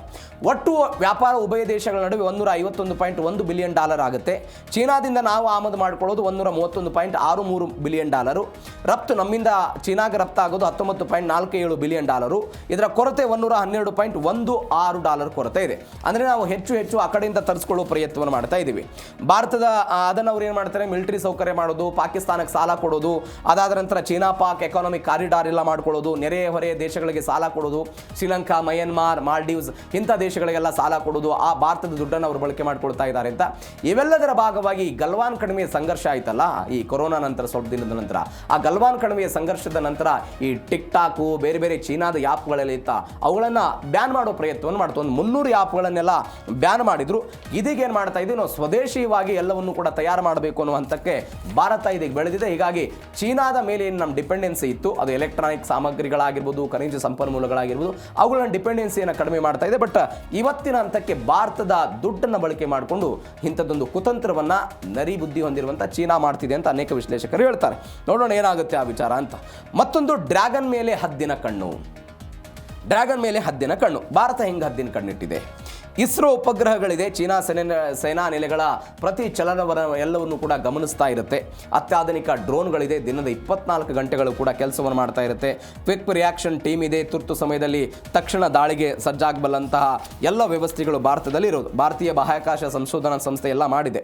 24x7 ಎಲ್ಲ ಮಾಡಿದೆ. ರಿಸಲ್ಟ್ ಸರಣಿ, ಕಾರ್ಟೋಸ್ಯಾಕ್ ಸರಣಿ, ಎಮಿಸ್ಯಾಕ್ ಸರಣಿ ಇವೆಲ್ಲವೂ ಕೂಡ ಕೆಲಸ ಮಾಡೋದು. ಅಂದರೆ ಮೋಡ ಕವಿದಂತಹ ಸಮಯದಲ್ಲಿ, ಕತ್ತಲಿದ್ದಂತಹ ಸಮಯದಲ್ಲಿ, ಆ ದಟ್ಟವಾದಂಥ ಮಂಜು ಬೀಳುವಂತಹ ಸಮಯದಲ್ಲಿ ಇದನ್ನೆಲ್ಲ ಬಳಕೆ ಮಾಡ್ಕೊಂಡು ಚೀನಾದವ್ರು ಏನು ಬರ್ತಾ ಇದ್ದಾರೆ ಅದನ್ನು ತಡಿಬೇಕು ಅಂತ ಅದಕ್ಕೆಲ್ಲ ರೆಡಾರ್ ವ್ಯವಸ್ಥೆಗಳನ್ನು ಮಾಡ್ಕೊಂಡಿರೋದು. ರೆಡಾರ್ಗಳು ಏನಾರು ಬರ್ತಾ ಇರುತ್ತಾ, ಜಾಮ್ಗಾರ್ಡ್ ಮಾಡೋದು ಹೆಂಗೆ, ಏನು ಎತ್ತ ಅಂತ. ಸಿಯಾವೋ ಕಾಂಗ್ ಇದ್ರ ಮೇಲೆಲ್ಲ ನಿಗಾ ಇಡೋ ಪ್ರಯತ್ನವನ್ನು ಮಾಡಿದರೆ, ಆ ಹಳ್ಳಿ ಎಲ್ಲ ಮಾಡ್ತಿರೋದ್ರ ಬಗ್ಗೆ, ಭಾರಿ ಶಸ್ತ್ರಾಸ್ತ್ರಗಳನ್ನು ಜಮಾವಣೆ ಮಾಡೋದ್ರ ಬಗ್ಗೆ ಎಲ್ಲ ಮಾಡ್ತಾ ಇರೋದು, ಮೂಲ ಸೌಕರ್ಯಗಳನ್ನು ಬದಲಾವಣೆ ಮಾಡೋದು ಇತ್ಯಾದಿ ಎಲ್ಲದರ ಮೇಲೆ ನಾವು ಕಣ್ಣಿಡೋ ಪ್ರಯತ್ನವನ್ನು ಮಾಡ್ತಾ ಇದ್ದೀವಿ. ನೋಡಿ, 1962 ಯುದ್ಧದಲ್ಲಿ ನಾವೆಲ್ಲ ಸೋತ್ವಿ ಅಂತ ನಾನು ಆವಾಗಲೇ ಹೇಳಿದೆ. ಅವತ್ತಿನ 1962 ಮತ್ತು 2026 ಅಜಗಜಾಂತರ ವ್ಯತ್ಯಾಸ ಇದೆ. ಏನು ಅಜಗಜಾಂತರ ವ್ಯತ್ಯಾಸ ಅಂತ ಹೇಳಿದ್ರೆ, ಅವತ್ತಿನ ಸೈನಿಕ ಪರಿಸ್ಥಿತಿಗೂ ಭಾರತದ ಇವತ್ತಿನ ಸೈನಿಕ ಪರಿಸ್ಥಿತಿಗೂ ವ್ಯತ್ಯಾಸ ಇದೆ. ಅವತ್ತು ನಮ್ಮ ಬಳಿ ತಂತ್ರಜ್ಞಾನ ಇರಲಿಲ್ಲ, ಸೈನಿಕರಿಗೆ ಬೇಕಾದಂಥ ಅತ್ಯಾಧುನಿಕವಾದಂಥ ಶಸ್ತ್ರಾಸ್ತ್ರಗಳನ್ನು ಕೊಡೋದ್ರಲ್ಲಿ ನಾವೆಲ್ಲ ವಿಫಲರಾಗಿದ್ವಿ. ಆದರೆ ಇವತ್ತು ಭಾರತದ ಬಳಿ ಅತ್ಯಾಧುನಿಕ ತಂತ್ರಜ್ಞಾನದ ವ್ಯವಸ್ಥೆ ಇದೆ. ಈ ಕಾರಣಕ್ಕಾಗಿ ಇವರೆಲ್ಲ ಮಾಡ್ತಾ ಇದ್ದಾರೆ. ಹೀಗಾಗಿ ಚೀನಾದ ಮೇಲೆ ಕಣ್ಣಿಡೋ ಪ್ರಯತ್ನವನ್ನು ಮಾಡಿದ್ದೀವಿ. ಎರಡನೇದು, ಕೇಂದ್ರ ಸರ್ಕಾರ ಒಂದು ವೈಬ್ರೆಂಟ್ ವಿಲೇಜ್ ಅನ್ನುವಂತಹ ಒಂದು ಕಾನ್ಸೆಪ್ಟ್ ಅನ್ನು ತೆಗೆದುಕೊಂಡು ಬಂತು. ಈ ವೈಬ್ರೆಂಟ್ ವಿಲೇಜ್ನ ಮುಖಾಂತರ 24x7 ಈ ಗಡಿ ಗ್ರಾಮಗಳಿಗೆ ಬೇಕಾದಂಥ ಮೂಲ ಸೌಕರ್ಯಗಳನ್ನು ಕೊಡೋದು, ಇಂಟರ್ನೆಟ್ ಕೊಡೋದು, ಅಲ್ಲಿರುವಂಥ ಪ್ರವಾಸೋದ್ಯಮವನ್ನು ಬೆಳೆಸೋದು, ಅದಾದ ನಂತರ ಗಡಿಗೆ ಬೇಕಾದಂಥ ಮೂಲಭೂತ ಸೌಕರ್ಯಗಳನ್ನು ಕೊಡೋ ಪ್ರಯತ್ನವನ್ನೆಲ್ಲ ಮಾಡ್ತಾ ಇದ್ದಾರೆ. ಎಲ್ಲಕ್ಕಿಂತ ಹೆಚ್ಚಾಗಿ ಒಂದು ವಲಸೆ ತಡೆಯುವ ಕಾರ್ಯಕ್ರಮವನ್ನು ಮಾಡ್ತಾ ಇದ್ದಾರೆ. ನೋಡಿ, ಈಶಾನ್ಯ ರಾಜ್ಯದ ಬೇರೆ ರಾಜ್ಯದ ಜನ ಈಗ ಬೆಂಗಳೂರು ಸೇರಿದಂತೆ ಹೈದರಾಬಾದು, ಆಂಧ್ರ ಪ್ರದೇಶ, ಮುಂಬೈ, ಗುಜರಾತ್ ಇಲ್ಲೆಲ್ಲ ವಲಸೆ ಹೋಗ್ತಾರೆ. ಯಾವ ಕಾರಣಕ್ಕಾಗಿ? ಈ ಈಶಾನ್ಯ ರಾಜ್ಯಗಳಲ್ಲಿ ಕೆಲಸ ಸಿಗಲ್ಲ. ಕೆಲಸ ಸಿಕ್ಕರೂ ಕೂಡ ಅವರಿಗೆ ಸಿಗಬಹುದಂತ ಸಂಬಳ ಅತ್ಯಂತ ಕಡಿಮೆ ಇರುತ್ತೆ ಅನ್ನುವ ಕಾರಣಕ್ಕಾಗಿ. ಹೀಗಾಗಿ ಕೇಂದ್ರ ಸರ್ಕಾರ ಅಲ್ಲಿಯ ಜನರಿಗೆ ಉದ್ಯೋಗ ಕೊಡುವ ದೃಷ್ಟಿಯಿಂದ ಒಂದು ವಲಸೆ ಕಾರ್ಯಕ್ರಮ, ಅಂದರೆ ವಲಸೆಯನ್ನು ರದ್ದು ಮಾಡಬೇಕು ಅಂತ ಅವರನ್ನು ಪ್ರಯತ್ನ ಪಡ್ತಾ ಇದ್ದಾರೆ. ಇದಕ್ಕಾಗಿ ಕೇಂದ್ರ ಸರ್ಕಾರ ಏನು ಮಾಡ್ತಾ ಇದೆ, ಒಂದು 4800 ಕೋಟಿ ರೂಪಾಯಿ ಇನ್ವೆಸ್ಟ್ಮೆಂಟ್ ಮಾಡಿ ಒಟ್ಟು 2967 ಹಳ್ಳಿಗಳನ್ನೆಲ್ಲ ಟಾರ್ಗೆಟ್ ಮಾಡಿದ್ದಾರೆ. 2967 ಹಳ್ಳಿಗಳನ್ನು ಇದಕ್ಕೆ ನಾವು ಮಾಡಬೇಕು, ಪುನರಪಿ ಕಟ್ಟಬೇಕು ಅಂತ. ಅದಾದ ನಂತರ ಮೊದಲ ಹಂತದಲ್ಲಿ ಒಂದು 662 ಗ್ರಾಮಗಳನ್ನು ಈ ವೈಬ್ರೆಂಟ್ ವಿಲೇಜ್ನ ಕಾನ್ಸೆಪ್ಟ್ಗೆ ತೆಗೆದುಕೊಂಡು ಬರೋ ಪ್ರಯತ್ನವನ್ನು ಭಾರತ ಸರ್ಕಾರ ಮಾಡಿದೆ. ಅದಕ್ಕೆ ತಕ್ಕನಾದಂಥ ಉತ್ತರವನ್ನು ಕೊಡಬೇಕು ಅಂತ, ಚೀನಾಗೆ ಉತ್ತರವನ್ನು ಕೊಡಬೇಕು ಅಂತ. ನೋಡೋಣ ಆ ವಿಚಾರದಲ್ಲಿ ಏನು ಬೆಳವಣಿಗೆ ಆಗುತ್ತೆ ಅಂತ. ಮತ್ತೊಂದು ಕೊನೆಯದಾಗಿ ಚೀನಾದ ವಿಚಾರಕ್ಕೆ ಸಂಬಂಧಪಟ್ಟಂತೆ ಸುಳ್ಳು ಸುದ್ದಿಗೆ ಮರಳಾಗಬೇಡಿ, ಸೇನಾ ಸನ್ನದ್ಧತೆ ಇದೆ ಅಂತ. ಈ ನಮ್ಮಲ್ಲಿ ಅನೇಕ ಬಾರಿ ಸಾಮಾಜಿಕ ಜಾಲತಾಣದಲ್ಲಿ ಕೆಲವೊಂದಿಷ್ಟು ಸುದ್ದಿಗಳು ಹೋಗ್ತಾ ಇರುತ್ತೆ, ಅಥವಾ ವಿಪಕ್ಷದವರೆಲ್ಲ ಟೀಕೆ ಮಾಡ್ತಾ ಇರ್ತಾರೆ. ಏನಂತ ಟೀಕೆ ಮಾಡ್ತಾರೆ ಅವರು? ಇಲ್ಲ, ಚೀನಾ ಒನ್ಸ್ ಅಗೇನ್ ಅರುಣಾಚಲ ಪ್ರದೇಶದ ಭೂಗಡಿಯಲ್ಲಿ ಒಂದು 60 ಕಿಲೋಮೀಟರ್ ಎಲ್ಲ ಜಾಗವನ್ನು ಆಕ್ರಮಣ ಮಾಡ್ಕೊಂಡು ಬಿಟ್ಟಿದ್ದಾರೆ ಅಂತೆಲ್ಲ. ಇದೀಗ ಕೇಂದ್ರ ಸರ್ಕಾರ ಇದಕ್ಕೆ ಹೇಳ್ತು, 60 ಕಿಲೋಮೀಟರ್ ಎಲ್ಲ ನುಸುಳಿದ್ದಾರೆ ಅನ್ನೋದು ಒಂದು ಶುದ್ಧ ಸುಳ್ಳದು. ಅದೊಂದು ಥೈಲ್ಯಾಂಡ್ನ ಒಂದು ಹಳೆ ವಿಡಿಯೋನ ಇಟ್ಕೊಂಡೆಲ್ಲ ಹೇಳ್ತಿದ್ದಾರೆ, ಅದನ್ನೆಲ್ಲ ನಂಬೇಡಿ. ಆ ಗಡಿಯ ಮೇಲೆ ಭಾರತ ಸೇನೆ, ಭಾರತ ಸರ್ಕಾರ ಎಲ್ಲ ನಮ್ಮ ವ್ಯವಸ್ಥೆ ಎಲ್ಲ ಹದ್ದಿನ ಕಣ್ಣಿಟ್ಟಿದೆ. ಸೇಲಾ ಸುರಂಗ, ಅದಾದ ನಂತರ ಅತ್ಯಾಧುನಿಕ ಡ್ರೋನ್ಗಳ ಮುಖಾಂತರ ನಿರಂತರವಾಗಿ ಕಣ್ಗಾವಲಿಟ್ಟಿದ್ದೀವಿ. ಭಾರತದ ಭೂಮಿ ಯಾವ ಕಾರಣಕ್ಕೂ ಅತಿಕ್ರಮಣ ಆಗಿಲ್ಲ. ಸಾಮಾಜಿಕ ಮಾಧ್ಯಮಗಳ ಈ ಸುದ್ದಿಗಳನ್ನು ಯಾವುದೇ ಕಾರಣಕ್ಕೂ ನೀವೆಲ್ಲ ನಂಬೇಡಿ ಅಂತ ಭಾರತ ಸರ್ಕಾರ ಇದೀಗ ಒಂದು ಎಚ್ಚರಿಕೆ ಕೊಡೋ ಪ್ರಯತ್ನವನ್ನು ಪಟ್ಟಿದೆ. ನಾನು ಅವಾಗಲೇ ಹೇಳಿದ್ನಲ್ಲ, ಈ ಬುಡಕಟ್ಟು ಸಮುದಾಯದ ಕೆಲ ಜನ ಜಿಲ್ಲಾಧಿಕಾರಿಗಳಿಗೆ ಪತ್ರ ಬರೆದಿದ್ದಾರೆ. ಕಳೆದ ಒಂದು 15 ವರ್ಷಗಳಲ್ಲಿ ಶೀಲತೆ ಹೆಚ್ಚಾಗಿಬಿಟ್ಟಿದೆ ಅಂತ ಅದ್ರ ಬಗ್ಗೆ ನಾವು ಪರಿಶೀಲನೆ ಮಾಡ್ತೀವಿ. ಆದರೆ ಯಾವ ಭೂಮಿಯೂ ಕೂಡ ಅತಿಕ್ರಮಣ ಆಗಿಲ್ಲ ಅಂತ ಕೇಂದ್ರ ಸರ್ಕಾರ ಒಂದು ಸ್ಪಷ್ಟನೆ ಕೊಟ್ಟಿದೆ. ನೋಡೋಣ ಚೀನಾ ಮತ್ತು ಭಾರತದ ವಿಚಾರದಲ್ಲಿ ಏನಾಗುತ್ತೆ ಅಂತ. ಇದು ಜೀ ಕನ್ನಡ ನ್ಯೂಸ್ DNA ಮೂರನೇ ಸುದ್ದಿ. ಜೀ ಕನ್ನಡ ನ್ಯೂಸ್ DNA ನಾಲ್ಕನೇ ಸುದ್ದಿ ಅತ್ಯಂತ ಆತಂಕಕಾರಿ ಮತ್ತು ದುಃಖದ ಸುದ್ದಿ. ಅನೇಕ ಕುಟುಂಬಗಳು ಕಣ್ಣೀರಿಡ್ತಾ ಇರುವಂತಹ ಸುದ್ದಿ. ಆ ಒಂದು ಕಂಪನಿಯಲ್ಲಿ ಸಾಧನೆ ಮಾಡಿದ್ದಕ್ಕೆ, ಅವರು ಕೊಟ್ಟಿರುವಂತಹ ಟಾರ್ಗೆಟನ್ನು ರೀಚ್ ಮಾಡಿದ್ದಕ್ಕೆ ವಿದೇಶ ಪ್ರವಾಸ ಕರ್ಕೊಂಡು ಹೋಗಲಾಗಿತ್ತು. ವಿಯೆಟ್ನಾಮಿಗೆ ಹೋಗಿದ್ದರು. ವಿಯೆಟ್ನಾಮನ ಪ್ರಕೃತಿ ಸೌಂದರ್ಯವನ್ನು ಸೆಳೆಯೋದಕ್ಕೆಲ್ಲ ಹೋಗಿದ್ದಂಥ ಒಂದು 15 ಜನ, ಅಂದರೆ ಹೆಚ್ಚು ಜನ ಹೋಗಿದ್ದರು, ಅದರಲ್ಲಿ 15 ಜನ ಇದೀಗ ವಾಪಸ್ ಮೃತಪಟ್ಟು ದೇಶಕ್ಕೆ ಬರ್ತಾ ಇದ್ದಾರೆ. ವಿಯೆಟ್ನಾಮಲ್ಲಿ ಸಂಭವಿಸಿದಂತಹ ದೋಣಿ ದುರಂತದಲ್ಲಿ 15 ಜನ ಮೃತಪಟ್ಟಿದ್ದಾರೆ. ಅದು ಆಂಧ್ರ ಪ್ರದೇಶ, ತಮಿಳುನಾಡು, ಕೇರಳ, ಬೇರೆ ಬೇರೆ ರಾಜ್ಯಗಳಲ್ಲೆಲ್ಲ ಹೋಗಿದ್ದರು. ಇದೀಗ ವಿಯೆಟ್ನಾಂನ ಒಂದು ಸುಂದರ ದ್ವೀಪದಲ್ಲಿ ಒಂದು ದುರಂತ ಸಂಭವಿಸಿಬಿಟ್ಟಿದೆ. ಒಂದು ಮೊಬೈಲ್ ಕಂಪ್ನಿಯ ಕೆಲಸ ಮಾಡ್ತಿದ್ರು ಇವರೆಲ್ಲ.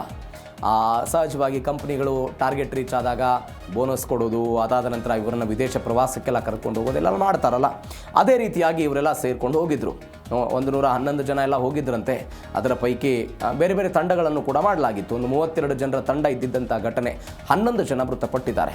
ಹಾಗಾದರೆ ಈ ದೋಣಿ ದುರಂತಕ್ಕೆ ಕಾರಣ ಏನು, ಹೆಂಗಾಯ್ತಿದ್ದು, ಯಾರ್ಯಾರೆಲ್ಲ ಇದ್ರು, ಏನು ಎತ್ತ ಅಂತ ಡೀಟೇಲ್ಸ್ ನೋಡೋಣ. ದೃಶ್ಯದಲ್ಲಿ ನೀವು ನೋಡ್ತಾ ಇದ್ದೀರಿ, ಇದು ವಿಯೆಟ್ನಾಂನಲ್ಲಿ ಆಗಿರುವಂಥ ಘಟನೆ. ನಿನ್ನೆ ಮೋದಿ, ಅದಾದಂಥ ಬೇರೆ ಬೇರೆ ರಾಜಕಾರಣಿ ನಾಯಕರುಗಳೆಲ್ಲ ಸಂತಾಪವನ್ನು ವ್ಯಕ್ತಪಡಿಸಿದರು. ಹೆಂಗಾಯಿತು ನೋಡೋಣ ಇದು ಡೀಟೇಲ್ಸ್. ವಿಯೆಟ್ನಾಂನಲ್ಲಿ ಭೀಕರ ದೋಣಿ ದುರಂತ ಹೆಂಗಾಯ್ತಿದು?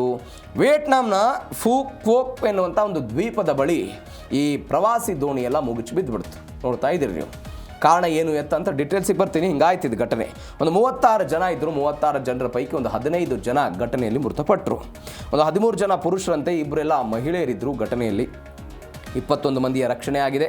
ಇಬ್ಬರ ಸ್ಥಿತಿ ಅತ್ಯಂತ ಗಂಭೀರವಾಗಿದೆ. ಸಮುದ್ರದ ಭೀಕರ ಅಲೆಗಳ ಹೊಡೆತಕ್ಕೆಲ್ಲ ಸಿಕ್ಕಾಕೊಂಡು ಇವರೆಲ್ಲ ಮೃತಪಟ್ಟಿದ್ದಾರೆ ಅಂತ ಸುದ್ದಿಗಳು ಬರ್ತಾ ಇರೋದು. ಫೋಕ್ವಿಕ್ ದ್ವೀಪದ ಬಳಿ ಶನಿವಾರ ಇದೆಲ್ಲ ಸಂಭವಿಸಿತು. 15 ಭಾರತೀಯ ಪ್ರವಾಸಿಗರು ಮೃತಪಟ್ಟರು.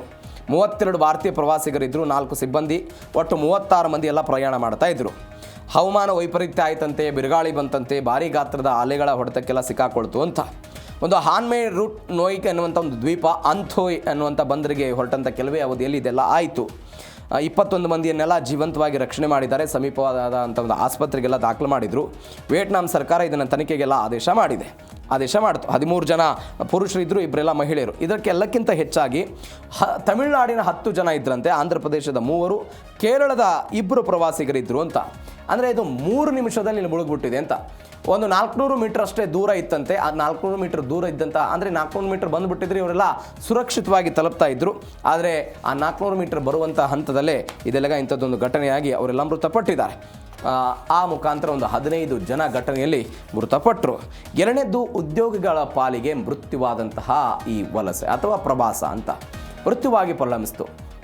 ಸಹೋದ್ಯೋಗಿಗಳೆಲ್ಲ ಸೇರಿಕೊಂಡು ಪ್ರವಾಸಕ್ಕೆ ಹೋಗಿದ್ದರು, ಕಂಪನಿ ಕಳಿಸ್ಕೊಟ್ಟಿದೆ ಅಂತ ಖುಷಿಯಿಂದ ಎಲ್ಲ ಬರ್ತಾ ಇದ್ರು. 2-3 ಆತಂಕಕಾರಿ ಅಥವಾ ಕಣ್ಣೀರಿಡುವಂತಹ ಕಥೆಗಳಿದೆ ಇದರಲ್ಲಿ. ಒಬ್ಬ ವ್ಯಕ್ತಿ ಈ ತಿಂಗಳು ಅವ್ರ ತಂಗಿ ಮದುವೆ ಇತ್ತು. ಆ ತಂಗಿ ಮದುವೆಯನ್ನು ಮಾಡಿ ಮುಂದಿನ ತಿಂಗಳಿಂದ ಆತ ಏನೋ ಹುಡುಗಿ ನೋಡಬೇಕಂತೆಲ್ಲ ಪ್ಲಾನ್ ಮಾಡ್ಕೊಂಡಿದ್ದಂತೆ. ಆ ವ್ಯಕ್ತಿಯು ಕೂಡ ಮೃತಪಟ್ಟಿದ್ದಾನೆ. ಒಂದು ದಂಪತಿ ಘಟನೆಯಲ್ಲೆಲ್ಲ ಮೃತಪಟ್ಟಿದ್ದಾರೆ. ಕೇರಳದ್ದು ಸಿಕ್ಕ ಸಾಧನೆಗೆಲ್ಲ ಪ್ರಶಸ್ತಿ ಸಿಕ್ಕಿತ್ತು ಅವರಿಗೆ. ನಿಗದಿತವಾದಂಥ ಗುರಿಯನ್ನೆಲ್ಲ ತಲುಪಿದ್ದಕ್ಕೆ ಡೀಲರ್ಗಳೆಲ್ಲ ಅವರು ವಿಯೆಟ್ನಾಂ ಪ್ರವಾಸವನ್ನೆಲ್ಲ ಕೊಟ್ಟಿದ್ದರು. ಅನೇಕ ಜನ ಸಹೋದ್ಯೋಗಿಗಳ ಎದುರುಗಡೆ ಮೃತಪಟ್ಟರು. ಇಡೀ ಕುಟುಂಬವನ್ನೇ ಈ ಸಾವುಗಳೆಲ್ಲ ಬೀದಿಗೆ ತಂದುಬಿಟ್ಟಿದೆ. ಅನೇಕ ಜನ ಆಧಾರ ಸ್ತಂಭವಾಗಿ ಉದ್ಯಮವನ್ನೆಲ್ಲ ನಡೆಸ್ತಾ ಇದ್ರು. ಕೇರಳದ ಕೊಟ್ಟಾರಕ್ಕರ್ ಮೂಲದ ಒಂದು AC ಥಾಮಸ್ ಮತ್ತು ಅವರ ಪತ್ನಿ ಲೊವೇನಿ ಥಾಮಸ್ ಅಂತ ಗಂಡ ಹೆಂಡತಿ ಇಬ್ಬರು ಘಟನೆಯಲ್ಲಿ ಮೃತಪಟ್ಟಿದ್ದಾರೆ. ಒಂದು 2 ಜನ ಏನೋ ಹೆಣ್ಮಕ್ಕಳಂತೆ. ಈ ದುರಂತ ಆಗುವ ಕೆಲ ಕ್ಷಣಗಳ ಮುಂಚೆ ಅಷ್ಟೇ ಅವರ ಮಕ್ಕಳಿಗೇನೋ ಫೋನ್ ಮಾಡಿದ್ರಂತೆ ಇವರು, ವಿಯೆಟ್ನಾಂನಿಂದ ನಿಮಗೆಲ್ಲ ಉಡುಗೊರೆ ತಂಬರ್ತೀವಿ, ಖುಷಿಯಿಂದ ಬರ್ತೀವಿ ಅಂತ. ಆದರೆ ಅವರು ಬಂದಿದ್ದು ಇದೀಗ ಹೆಣವಾಗಿ ವಾಪಸ್ ಬರ್ತಾ ಇದ್ದಾರೆ. ಅವರನ್ನು ಕರೆದುಕೊಂಡ್ಬಿಟ್ಟಿದೆ. ಇದು ಒಂದು ಬೆಳವಣಿಗೆ. ಎರಡನೇದ್ದು ಏನೇನು ಬೆಳವಣಿಗೆ ಆಯಿತು ಅಂತ ಹೇಳಿದರೆ, 110 ಜನ ಲಾವಾ ವಿತರಕರೆಲ್ಲ ಇದ್ರಂತೆ. 9ನೇ ತಾರೀಕಿಗೆ ಇವರೆಲ್ಲ ಹೋಗಿದ್ದರು. 12ನೇ ತಾರೀಕಿಗೆ ವಾಪಸ್ಸೆಲ್ಲ ಬರಬೇಕಾಗಿತ್ತು. ಇವರು 9ನೇ ತಾರೀಕಿಗೆ ಹೋಗಿದ್ರು. ಒಂದು 3 ದಿನ ಅಲ್ಲಿ ಇದ್ಕೊಂಡು 12ನೇ ತಾರೀಕಿಗೆ ವಾಪಸ್ ಬರಬೇಕಾಗಿತ್ತು. ಆದರೆ ಇಂಥದ್ದೊಂದು ದುರಂತ ಸಂಭವಿಸಿತು. ಈ 3 ಪ್ರತ್ಯೇಕ ಗುಂಪುಗಳೆಲ್ಲ ಇತ್ತು. ಅಂದರೆ 110 ಜನರು ನಾನು ಅವಾಗಲೇ ಹೇಳಿದೆ, ಅವ್ರನ್ನ 3 ಪ್ರತ್ಯೇಕವಾಗಿ ಟೀಮ್ ಮಾಡಲಾಗಿತ್ತು. ಅದರ ಬದಲಾಗಿ ಒಂದು 34 ಜನರ ಟೀಮನ್ನು, ಅಂದರೆ ತಂಡವಾಗಿ ಕರೆದುಕೊಂಡು ಹೋಗೋದಕ್ಕೆ ಅಲ್ಲಿ ಲೋಕಲ್ ಏಡ್ಸ್ ಎಲ್ಲ ಒಂದು ಆಯೋಜನೆ ಮಾಡಿದ್ರು ಅಂತ. ಅಂಥೋಯ್ ಬಂದರಿಗೆ ವಾಪಸ್ ಬರ್ತಾ ಇದ್ದಂಥ ಒಂದು 400 ಮೀಟರ್ ದೂರ ಇದ್ದಾಗ ಇಂಥದ್ದೊಂದು ಘಟನೆ ಆಯಿತು. ಇದರಲ್ಲಿ ಒಂದು 45 ವರ್ಷದ ಒಬ್ಬ ಜಯಲಕ್ಷ್ಮಿ ಗೆಲ್ಲಿ ಅಂತಿದ್ದಾರೆ. ಆಂಧ್ರ ಪ್ರದೇಶದ ಮಚಿಲಿಪಟ್ಟಣದವರು ಇವರು. ನೋಡಿ ವಿಪರ್ಯಾಸ ಅಂತ ಹೇಳಿದ್ರೆ, ಈ ಜಯಲಕ್ಷ್ಮಿ ಅವರು ಘಟನೆಯಲ್ಲಿ ಮೃತಪಟ್ಟರು. 11ನೇ ತಾರೀಕಿಗೆ ಅವರು ವಾಪಸ್ ಬರಬೇಕಾಗಿತ್ತು. ಇವತ್ತು ಅವ್ರ ಬರ್ತ್ಡೇ ಇತ್ತು, 45ನೇ ವರ್ಷದ ಬರ್ತ್ಡೇ. ಆ ಬರ್ತ್ಡೇ ಸೆಲೆಬ್ರೇಟ್ ಮಾಡೋದಕ್ಕೆ ಅವರು ವಿದೇಶದಿಂದ ಬರ್ತಿದ್ದಾರೆ ಅನ್ನೋಂಥದ್ದು ಒಂದು, ಗ್ರ್ಯಾಂಡ್ ಆಗಿ ವೆಲ್ಕಮ್ ಮಾಡಬೇಕು ಅಂತ ಒಂದು. ಎರಡನೇದು ಅವ್ರ ಬರ್ತ್ಡೇ ಇರುವ ಕಾರಣಕ್ಕಾಗಿ ಸರ್ವಸನ್ನದ್ಧತೆಯನ್ನೆಲ್ಲ ಕುಟುಂಬ ಮಾಡ್ಕೊಂಡಿದ್ದತ್ತೆ. ಅದ್ಭುತವಾಗಿ ಬರ್ತ್ಡೇ ಮಾಡಬೇಕು 45ನೇ ವರ್ಷದ್ದು ಅಂತ. ಆದರೆ ವಿಪರ್ಯಾಸ ಅಂತ ಹೇಳಿದ್ರೆ ಅವರು ಕೂಡ ಘಟನೆಯಲ್ಲಿ ಮೃತಪಟ್ಟರು. ಮತ್ತೊಂದು ಉದ್ಯಮಿ ಸೆಂಥಿಲ್ ಕುಮಾರ್ ಅಂತ ತಮಿಳುನಾಡಿನವರು. ನಾನು ಅವಾಗಲೇ ಹೇಳಿದೆ, ಇವಾಗ ತಂಗಿಯ ಮದುವೆ ಇತ್ತು. ತಂಗಿಯ ಮದುವೆಯ ಕಾರಣಕ್ಕಾಗಿ ಹಣವನ್ನು ಹೊಂದಿಸಿದ್ರು, ಮದುವೆ ಕಾರ್ಡ್ಗಳೆಲ್ಲ ಪ್ರಿಂಟ್ ಆಗಿತ್ತು.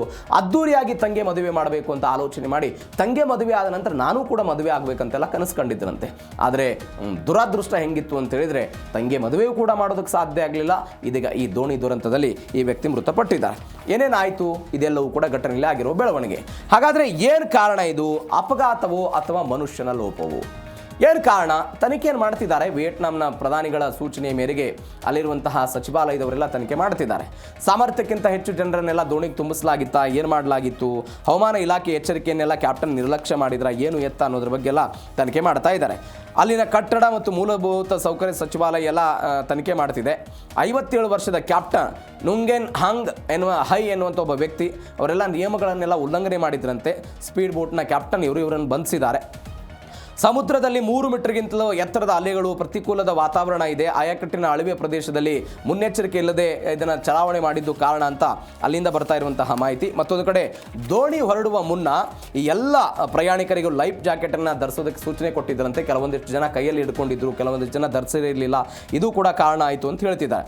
ಮತ್ತೊಂದು, ಎಲ್ಲಕ್ಕಿಂತ ಹೆಚ್ಚಾಗಿ ಇದು ಸಂಪೂರ್ಣವಾಗಿ ಮುಚ್ಚಿದ ಕ್ಯಾಬಿನ್ ಇತ್ತಂತೆ. ಈ ದೋಣಿಯ ಪರಿಸ್ಥಿತಿ ಮುಚ್ಚಿದ ಕ್ಯಾಬಿನ್ ಇತ್ತು. ತುರ್ತ ನಿರ್ಗಮನದ ಕಿಟಕಿಗಳೆಲ್ಲ ಕೊರತೆ ಇತ್ತು. ಹೀಗಾಗಿ ಅಲ್ಲೆಲ್ಲ ಸುರಕ್ಷಿತವಾಗಿ ಲೋಪಗಳೆಲ್ಲ ಕಂಡು ಬಂತು. ಹೀಗಾಗಿ ಲೈಫ್ ಜಾಕೆಟ್ ಧರಿಸದೇ ಇದ್ದಿದ್ದು ಕೂಡ ಇದೆಲ್ಲ ಘಟನೆಗೆ ಕಾರಣ ಆಯಿತು ಅಂತ ಹೇಳ್ತಿದ್ದಾರೆ. ಬಟ್ ತನಿಖೆಯನ್ನು ಮಾಡ್ತೀವಿ ಅಂತ ಅವರು ಸದ್ಯಕ್ಕೆ ಹೇಳ್ತಾ ಇರುವಂಥ ಮಾಹಿತಿ.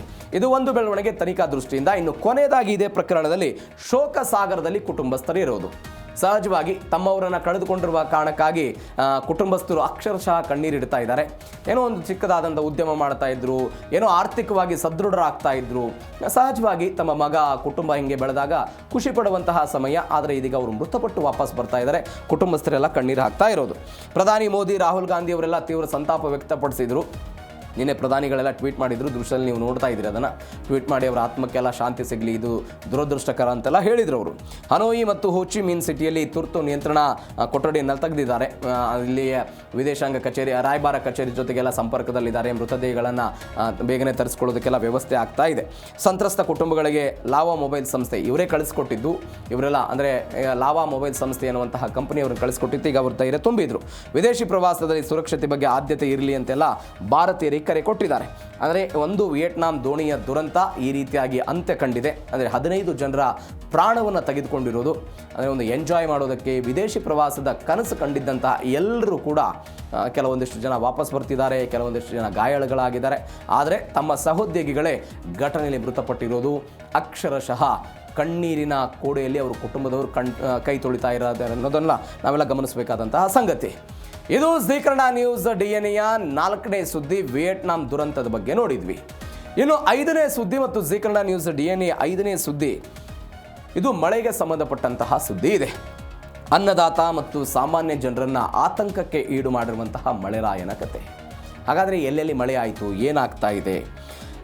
ಮುಂಗಾರು ಮಳೆ ಒನ್ಸ್ ಅಗೇನ್ ಕೈ ಕೊಡ್ತಾ ಇದೆ ಅಂತ. ಮೊನ್ನೆ ಕಳೆದ 3-4 ದಿನಗಳ ಹಿಂದೆ ಸ್ವಲ್ಪ ಮಳೆ ಆಯಿತು. ಒನ್ಸ್ ಅಗೇನ್ ಇದೀಗ ಮಳೆ ಕೈ ಕೊಡ್ತಾ ಇದೆ. ಕೆಲವೊಂದಿಷ್ಟು ಭಾಗಗಳಲ್ಲಿ ಇವತ್ತಿನ ತನಕ ಕೂಡ ಮಳೆ ಆಗೋದಕ್ಕೆ ಸಾಧ್ಯ ಆಗಿಲ್ಲ ಅಂತ. ಮತ್ತೊಂದು ಕಡೆ 70ರಷ್ಟು, ಇಡೀ ದೇಶದಲ್ಲಿ 70ರಷ್ಟು ಮೋಡಗಳು ಮಾಯ ಆಗಿಬಿಟ್ಟಿದೆ. ಆ ಮೋಡಗಳು ಮಳೆ ತರಬೇಕಾಗಿತ್ತು, ಮೋಡಗಳೇ ಇಲ್ಲ ಎನ್ನುವಂಥ ವರದಿಗಳೆಲ್ಲ ಬರ್ತಾ ಇದೆ. ಹಾಗಾದರೆ ಏನಾಯಿತು? ಹವಾಮಾನ ಇಲಾಖೆ ಏನೇನುತ್ತದೆ ಡೀಟೇಲ್ಸ್ ನೋಡೋಣ ಅದ್ರ ಬಗ್ಗೆ. ದೇಶದಾದ್ಯಂತ 70ರಷ್ಟು ಮಳೆ ಮೋಡಗಳು ಕಣ್ಮರೆ ಆಗಿರೋದು. IMD ಬಿಡುಗಡೆ ಮಾಡಿದಂಥ ಸ್ಯಾಟಲೈಟ್ ಚಿತ್ರಗಳಲ್ಲಿ ಭೀಕರ ದೃಶ್ಯಗಳೆಲ್ಲ ಕಂಡು ಬಂದಿದೆ. ಜುಲೈ ಮೊದಲ ವಾರ ಅಬ್ಬರಿಸಿದಂಥ ಮೋಡಗಳು ಇದೆಲ್ಲ ದಿಢೀರಾಗಿ ಮಾಯ ಆಗಿದೆ. ಅದು ಜೂನ್ ತಿಂಗಳಲ್ಲೂ ಕೂಡ ಹಾಗೆ ಆಗಿತ್ತು. ತಾಂತ್ರಿಕದ ಕಾರಣಗಳಿಗಾಗಿ ಮತ್ತು ಎಲ್ ನೀನೋ ಕಾರಣಗಳಿಗಾಗಿ ಒನ್ಸ್ ಅಗೇನ್ ಹಾಗೆ ಆಗಿದೆ. 80ರಷ್ಟು ಭಾಗದಲ್ಲಿ ಮಳೆ ಮೋಡಗಳೇ ಇಲ್ಲದೆ ಖಾಲಿಯಾಗಿಬಿಟ್ಟಿದೆ ಆಕಾಶ. ಮುಂಗಾರು ಕೊರತೆ 40ರಿಂದ 14ಕ್ಕೆ ಇಳಿದರೂ ಕೂಡ ಮತ್ತೆ ರೈತರಲ್ಲಿ ಅದಾದ ನಂತರ ಸಾರ್ವಜನಿಕರೆಲ್ಲ ಆತಂಕ ಸೃಷ್ಟಿಯಾಗಿದೆ. ಮುಂದಿನ 1 ವಾರ ದೇಶದ ಹಲವೆಡೆ ಮಳೆ ಆಗ್ಬೋದು, ಮಳೆಯ ಪ್ರಮಾಣ ತೀವ್ರ ಕುಸಿತದ ಆಗ್ಬೋದು ಅಂತೆಲ್ಲ ಭೀತಿ ಆಗ್ತಾ ಇದೆ. ನೋಡೋಣ ಏನಾಗುತ್ತೆ ಆ ವಿಚಾರದಲ್ಲಿ ಅಂತ. ಮತ್ತೊಂದು, ಮೋಡ ಹೈಜಾಕ್ ಮಾಡ್ತಾ ಚಂಡಮಾರುತ ಅನ್ನುವಂಥದ್ದು ಒಂದು ಪ್ರಶ್ನೆ ಇದೆ. ಪೆಸಿಫಿಕ್ ಮಹಾಸಾಗರದ ಎಲ್ ನೀನೋ ಪ್ರಭಾವದ ಭೀತಿಯ ಕಾರಣಕ್ಕಾಗಿ ಇದೆಲ್ಲ ಆಗ್ತಿದೆ ಅಂತ ನಾವೆಲ್ಲ ನೋಡ್ತಾ ಇದ್ದೀವಿ. ಪೆಸಿಫಿಕ್ ವಲಯದ ಚಂಡುಮಾರುತದಿಂದ ಭಾರತದ ಮಾರುತಗಳ ದಿಕ್ಕು ಬದಲಾವಣೆ ಆಗುತ್ತೆ. ಅಲ್ಲಿ ತಾಪಮಾನ ಹೆಚ್ಚಾದಾಗ ನಮಗೆ ಬರಬಹುದಾದಂತಹ ಮಾರುತಗಳೆಲ್ಲವೂ ಕೂಡ ದಿಕ್ಕು ಬದಲಿಸುತ್ತೆ. ಭಾರತಕ್ಕೆ ಬರಬೇಕಾದಂಥ ತೇವಾಂಶವನ್ನು ತನ್ನತ್ತ ಆ ಚಂಡುಮಾರುತ ಸೆಳೆದುಕೊಂಡು ಬಿಟ್ಟಿದೆ. ಜುಲೈನಲ್ಲಿ ವಾಡಿಕೆಗಿಂತ 94% ಮಳೆ ಕಡಿಮೆ ಆಗ್ಬೋದು ಅಂತೆಲ್ಲ ಹೇಳ್ತಾ ಇದ್ದಾರೆ. ಹಾಗಾದರೆ ಜಾಗತಿಕ ಹವಾಮಾನ ವೈಪರೀತ್ಯಕ್ಕೆ ಭಾರತದ ಮಾನ್ಸೂನ್ ಎಲ್ಲ ಬಲಿಯಾಯಿತಾ ಅನ್ನುವಂಥದ್ದು ಒಂದು ಪ್ರಶ್ನೆ ಇದೆ. ನೋಡೋಣ ಆ ವಿಚಾರದಲ್ಲಿ ಏನಾಗುತ್ತೆ ಅಂತ. ಮತ್ತೊಂದು, ಕರ್ನಾಟಕದಲ್ಲಿ ಏನಾಗಬಹುದು? ಜಿಲ್ಲಾವಾರು ಮಳೆ ಮುನ್ಸೂಚನೆ. ಚಿಕ್ಕಮಗಳೂರು, ಶಿವಮೊಗ್ಗ, ಕರಾವಳಿ ಇಲ್ಲೆಲ್ಲ 5 ದಿನಗಳ ಕಾಲ ಮಳೆ ಆಗ್ಬೋದು ಅಂತ ಹೇಳ್ತಿದ್ದಾರೆ. ಬೆಂಗಳೂರು, ಮೈಸೂರು, ಕೋಲಾರ ಭಾಗಗಳಲ್ಲಿ ಸಾಧಾರಣ ಮಳೆ ಆಗ್ಬೋದು ಅಂತ. ಉತ್ತರ ಕರ್ನಾಟಕದ ಹಲವು ಜಿಲ್ಲೆಗಳಲ್ಲಿ ಮಳೆ ಆಗೋದಿಲ್ಲ, ಒಣ ಹವೆ ಮುಂದುವರಿಯುತ್ತೆ ಅಂತ ಹೇಳ್ತಿದ್ದಾರೆ. 31 ಡಿಗ್ರಿ ಸೆಲ್ಸಿಯಸ್ ಗರಿಷ್ಠ ತಾಪಮಾನ ಬೆಂಗಳೂರಲ್ಲಿ ದಾಖಲಾಗಿದೆ. ನೀವು ಅಕ್ಷರಶಃ ಬೇಸಿಗೆಯ ಸಮಯದಲ್ಲಿ ಹೆಂಗಿರುತ್ತೆ ಆ ರೀತಿಯಾಗಿ ಆಗಿದೆ. 31 ಡಿಗ್ರಿ ಸೆಲ್ಸಿಯಸ್. ಮಲೆನಾಡಲ್ಲಿ ಕೆಲವೊಂದಿಷ್ಟು ಕಡೆ ಭೂಕುಸಿತದ ಭೀತಿಯಾಗಿದೆ. ಅಧಿಕಾರಿಗಳೆಲ್ಲ ಎಚ್ಚರಿಕೆ ಕೊಟ್ಟಿದ್ದಾರೆ. ಮತ್ತೊಂದು, ಬರದ ಛಾಯೆ ಅಡುಗೆ ಮನೆಗೆ ಅದು ಬಿಸಿ ತಡ್ತಾ ಇದೆ. ಹಾಗೆ ಮಳೆ ಕೊರತೆ ಹಿನ್ನೆಲೆ ದಿನಸಿ ವಸ್ತುಗಳ ಬೆಲೆ ಎಲ್ಲ ಏರಿಕೆ ಆಗಿದೆ. ನಾವು ಇದನ್ನು ಅನೇಕ ದಿನಗಳಿಂದೆಲ್ಲ ಚರ್ಚೆ ಮಾಡ್ತಿದ್ದೀವಿ. ಹಣದುಬ್ಬರ ಎಲ್ಲ ಹೆಚ್ಚಳ, ಚಿಲ್ಲರೆ ಹಣದುಬ್ಬರ ಎಲ್ಲ ಹೆಚ್ಚಳ ಆಗುತ್ತೆ ಅಂತ. ಒನ್ಸ್ ಅಗೇನ್ ಹಾಗೆ ಆಗ್ತಿದೆ. ಇದು ಅಕ್ಕಿ ದರ ಎಲ್ಲ 13 ರಿಂದ 15 ರೂಪಾಯಿ ಅಷ್ಟು ದುಬಾರಿ ಆಗ್ತಾ ಇದೆ. 48 ರೂಪಾಯಿ ಇದ್ದಂಥ ಅಕ್ಕಿ ಇದೀಗ 58, 70 ರೂಪಾಯಿ. ರೈಸ್ ಎಲ್ಲ 83 ರೂಪಾಯಿಗೆಲ್ಲ ಏರಿಕೆ ಆಯಿತು. ಸಕ್ಕರೆ 47 ರೂಪಾಯಿ, ಶೇಂಗಾ 160 ರೂಪಾಯಿ ಕೆಜಿ ಆಗಿದೆ. ಉದ್ದಿನಬೇಳೆ 146 ರೂಪಾಯಿಗೆ ಏರಿಕೆ ಆಗಿದೆ. ಅಂದರೆ ಈ ಪರಿಸ್ಥಿತಿಗಿಂತ ಮೊದಲು ಸ್ವಲ್ಪ ಕಡಿಮೆ ಇತ್ತು. ಇದೀಗೆಲ್ಲ 10 ರಿಂದ 12 ರೂಪಾಯಿ ಎಲ್ಲ ಜಂಪ್ ಆಗಿದೆ. ಜೋಳದ ಬೆಲೆ ಡಬಲ್ ಆಗಿದೆ. ಬಡವರ ತಟ್ಟೆಯಿಂದ ಆಹಾರ ದೂರವಾಗುವಂಥ ಆತಂಕ ಇದೆ. ಅಂದರೆ ಉತ್ಪಾದನೆ ಕುಸಿತ ಆಗೋದಾದರೆ, ಉತ್ಪಾದನೆ ಕುಸಿತ ಆದರೆ ಸಹಜವಾಗಿ ಪ್ರಾಡಕ್ಟ್ಗಳಿಗೆ ಡಿಮ್ಯಾಂಡ್ ಬರುತ್ತೆ. ಮಾರುಕಟ್ಟೆಯಲ್ಲಿ ಪ್ರಾಡಕ್ಟ್ಗಳು ಇಲ್ಲದೆ ಇದ್ದಾಗ ಅದರ ಬೆಲೆ ಏರಿಕೆ ಆಗೋದಕ್ಕೆ ಶುರುವಾಗುತ್ತೆ. ಅದು ಪರಿಣಾಮ ನೇರವಾಗಿ ಸಾರ್ವಜನಿಕರು, ನಮ್ಮ ಮತ್ತು ನಿಮ್ಮ ಎಲ್ಲ ಅಡುಗೆ ಮನೆಗಳಿಗೆಲ್ಲ ಬೀರೋದಕ್ಕೆ ಶುರುವಾಗುತ್ತೆ. ಈಗ ಉದಾಹರಣೆಗೆ ಮಧ್ಯಪ್ರಾಚ್ಯದ ಯುದ್ಧ ನಮ್ಮ ಅಡುಗೆ ಮನೆಗೂ ಕೂಡ ತಡ್ತು.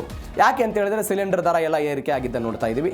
ಇದೀಗ ಒನ್ಸ್ ಅಗೇನ್ ಈ ಮಳೆಯ ಕೊರತೆ ಜುಲೈ ತಿಂಗಳಲ್ಲಿ ಒಂದು 90% ಮತ್ತು 94% ಕೊರತೆ ಆಗ್ಬೋದು ಅಂತ ವರದಿಗಳು ಬರ್ತಾ ಇದೆ.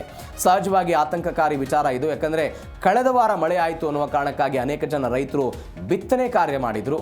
ಆದರೆ ಬಿತ್ತನೆ ಮಾಡಿದ ನಂತರ ಆ ಬಿತ್ತಿದಂಥ ಬೀಜಗಳಿಗೆ ನೀರು ಸಿಗದೆ ಹೋದರೆ ಒನ್ಸ್ ಅಗೇನ್ ಮತ್ತೆ ಅವೆಲ್ಲವೂ ಕೂಡ ಹಾಳಾಗುವಂಥ ಸಾಧ್ಯತೆ ಇರುತ್ತೆ. ಹೀಗಾಗಿ ಏನಾಗುತ್ತೆ ಕಾದು ನೋಡೋಣ. ಇದರೊಂದಿಗೆ ಇವತ್ತಿನ ಜಿ ಕನ್ನಡ ನ್ಯೂಸ್ DNA ಮುಗಿಸ್ತಾ ಇದ್ದೀನಿ.